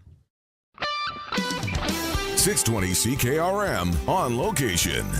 Time's a factor. We are running out of it. We've got just over an hour, about an hour and 7 minutes to include you in the Humboldt Broncos Winner's Choice Lottery. Again, $170,000 in cash and prizes handed out tomorrow. The deadline is 7 o'clock tonight. You can feel that sense of urgency as time is ticking away on us here. And we're going to give away $100,000. We've got 1 of 3 truck packages, if that's your choice for the grand prize. We got all those subsidiary draws, 7 draws of $1,000, 4 draws of $2,500. We got the 3 draws of $5,000. We got a nice little 50-50 pushing $100,000. You can get your tickets right now. For the grand prize, it's a $100 ticket. Best deal around. It's the CKRM special, 5 for $250. How about the 50-50? 25 each, 10 for $50, or 100 for $100. Get yours. 1-833-825-2025. 1-833-825-2025. Spring fever's here, and so are the trucks at Shem's Auto Sales in Regina. Whether you're headed to the farm, the bush, or the lake, they've got the 4x4s to get you there. The lot's loaded with a great selection of quality used pickups, and they're priced to move. Locally owned and operated, Shem's Auto keeps it simple. Solid trucks, straight up deals, and no pressure. Call or text 306-520-2028 to make an appointment, or check out the latest inventory at shemsauto.com. Love bridge? Green Falls Landing Retirement Living is hosting a tournament on Monday, April 7th from 1:30 to 4 p.m. To sign up for this bridge tournament, call Green Falls Landing Retirement Living at 306-559-5657.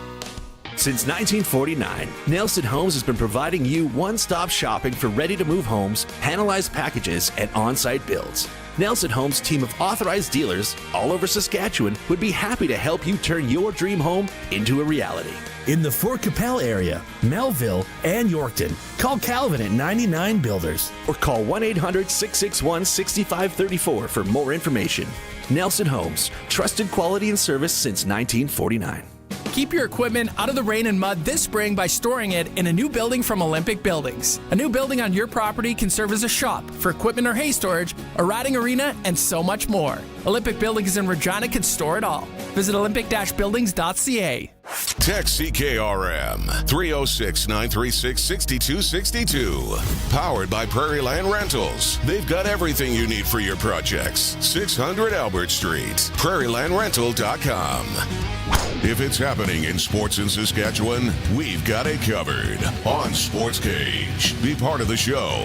Call 936-6262 or toll free 1-866-767-0620. On your radio at 620 CKRM and online at sportscage.com.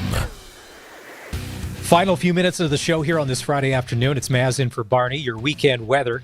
Tonight, clear down to -12. Tomorrow, sunny and a high of -8. And Sunday, sunshine and a high of 7. Right now, it's 0 in Regina. Weather is for Linex Regina. Serious protection. Killer looks. 1865 McCarra Street.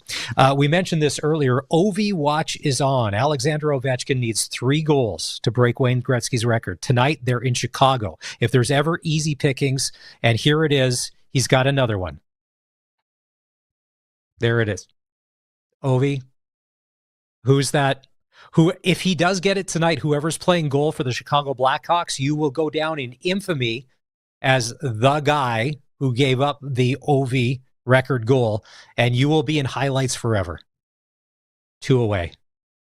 So there's Ovi's wife and Wayne Gretzky, Gary Bettman in attendance in Chicago. No, they're actually in Washington, I think, aren't they? Yeah, they're in Washington tonight. Wayne's probably in the box having a vodka, watching this thing. Caps are up 1-0. Already, what are we doing? If we're... it hasn't started yet. Somebody, Capital, or on the Prairie Land Rentals text line, somebody wondering about, is there a score from the Pat Seas game yet? No. Pat Seas taking on the Kenora Thistles tonight. Face-off, 6:30. And if you're going to be watching that game, you can grab that on Flow Hockey. And World Men's Curling Championships from Moose Jaw earlier today. Team Canada beat Austria 8-2. They'll take on the U.S. tonight at 7. They're sitting with a record of, are we 10-1? Well, we've got a spot in the semifinals. Yeah, we're 10-1 and a spot in the semifinals. All right, that's it. We're done. All right. Thank you to Luke Mullinder, Big Daddy Dave Thomas, Jamie Neugebauer, Scott Blevins, Farhan, Lalji, and Devon Oleniuk. If you've missed any part of today's show, you can always go back and catch the podcast, Apple, Spotify, or if you want to watch what we've done, you can grab our YouTube channel. All you need to do is go to sportscage.com, and when you're there, don't forget to sign up for our daily email. You can get the headlines and scores right to your inbox every day as they happen. Have a great weekend. This is the Sports Cage on 620 CKRM. I'm Fraser Tolmie, and I'm running for re-election as your Conservative Party candidate for Moose Jaw Lake Centre Lanigan. Our Conservative team is fighting for you and your family. For 10 years, the Liberal government has ignored the struggles of everyday Canadians. Rising gas prices, higher food costs mean less money in your pocket. We will axe the Liberal carbon tax for good and fix the budget so you can bring home powerful paychecks. We're fighting for you. We're fighting for Saskatchewan. We're fighting for Canada. Let's bring it home. Authorized by the official agent for Fraser Tolmie.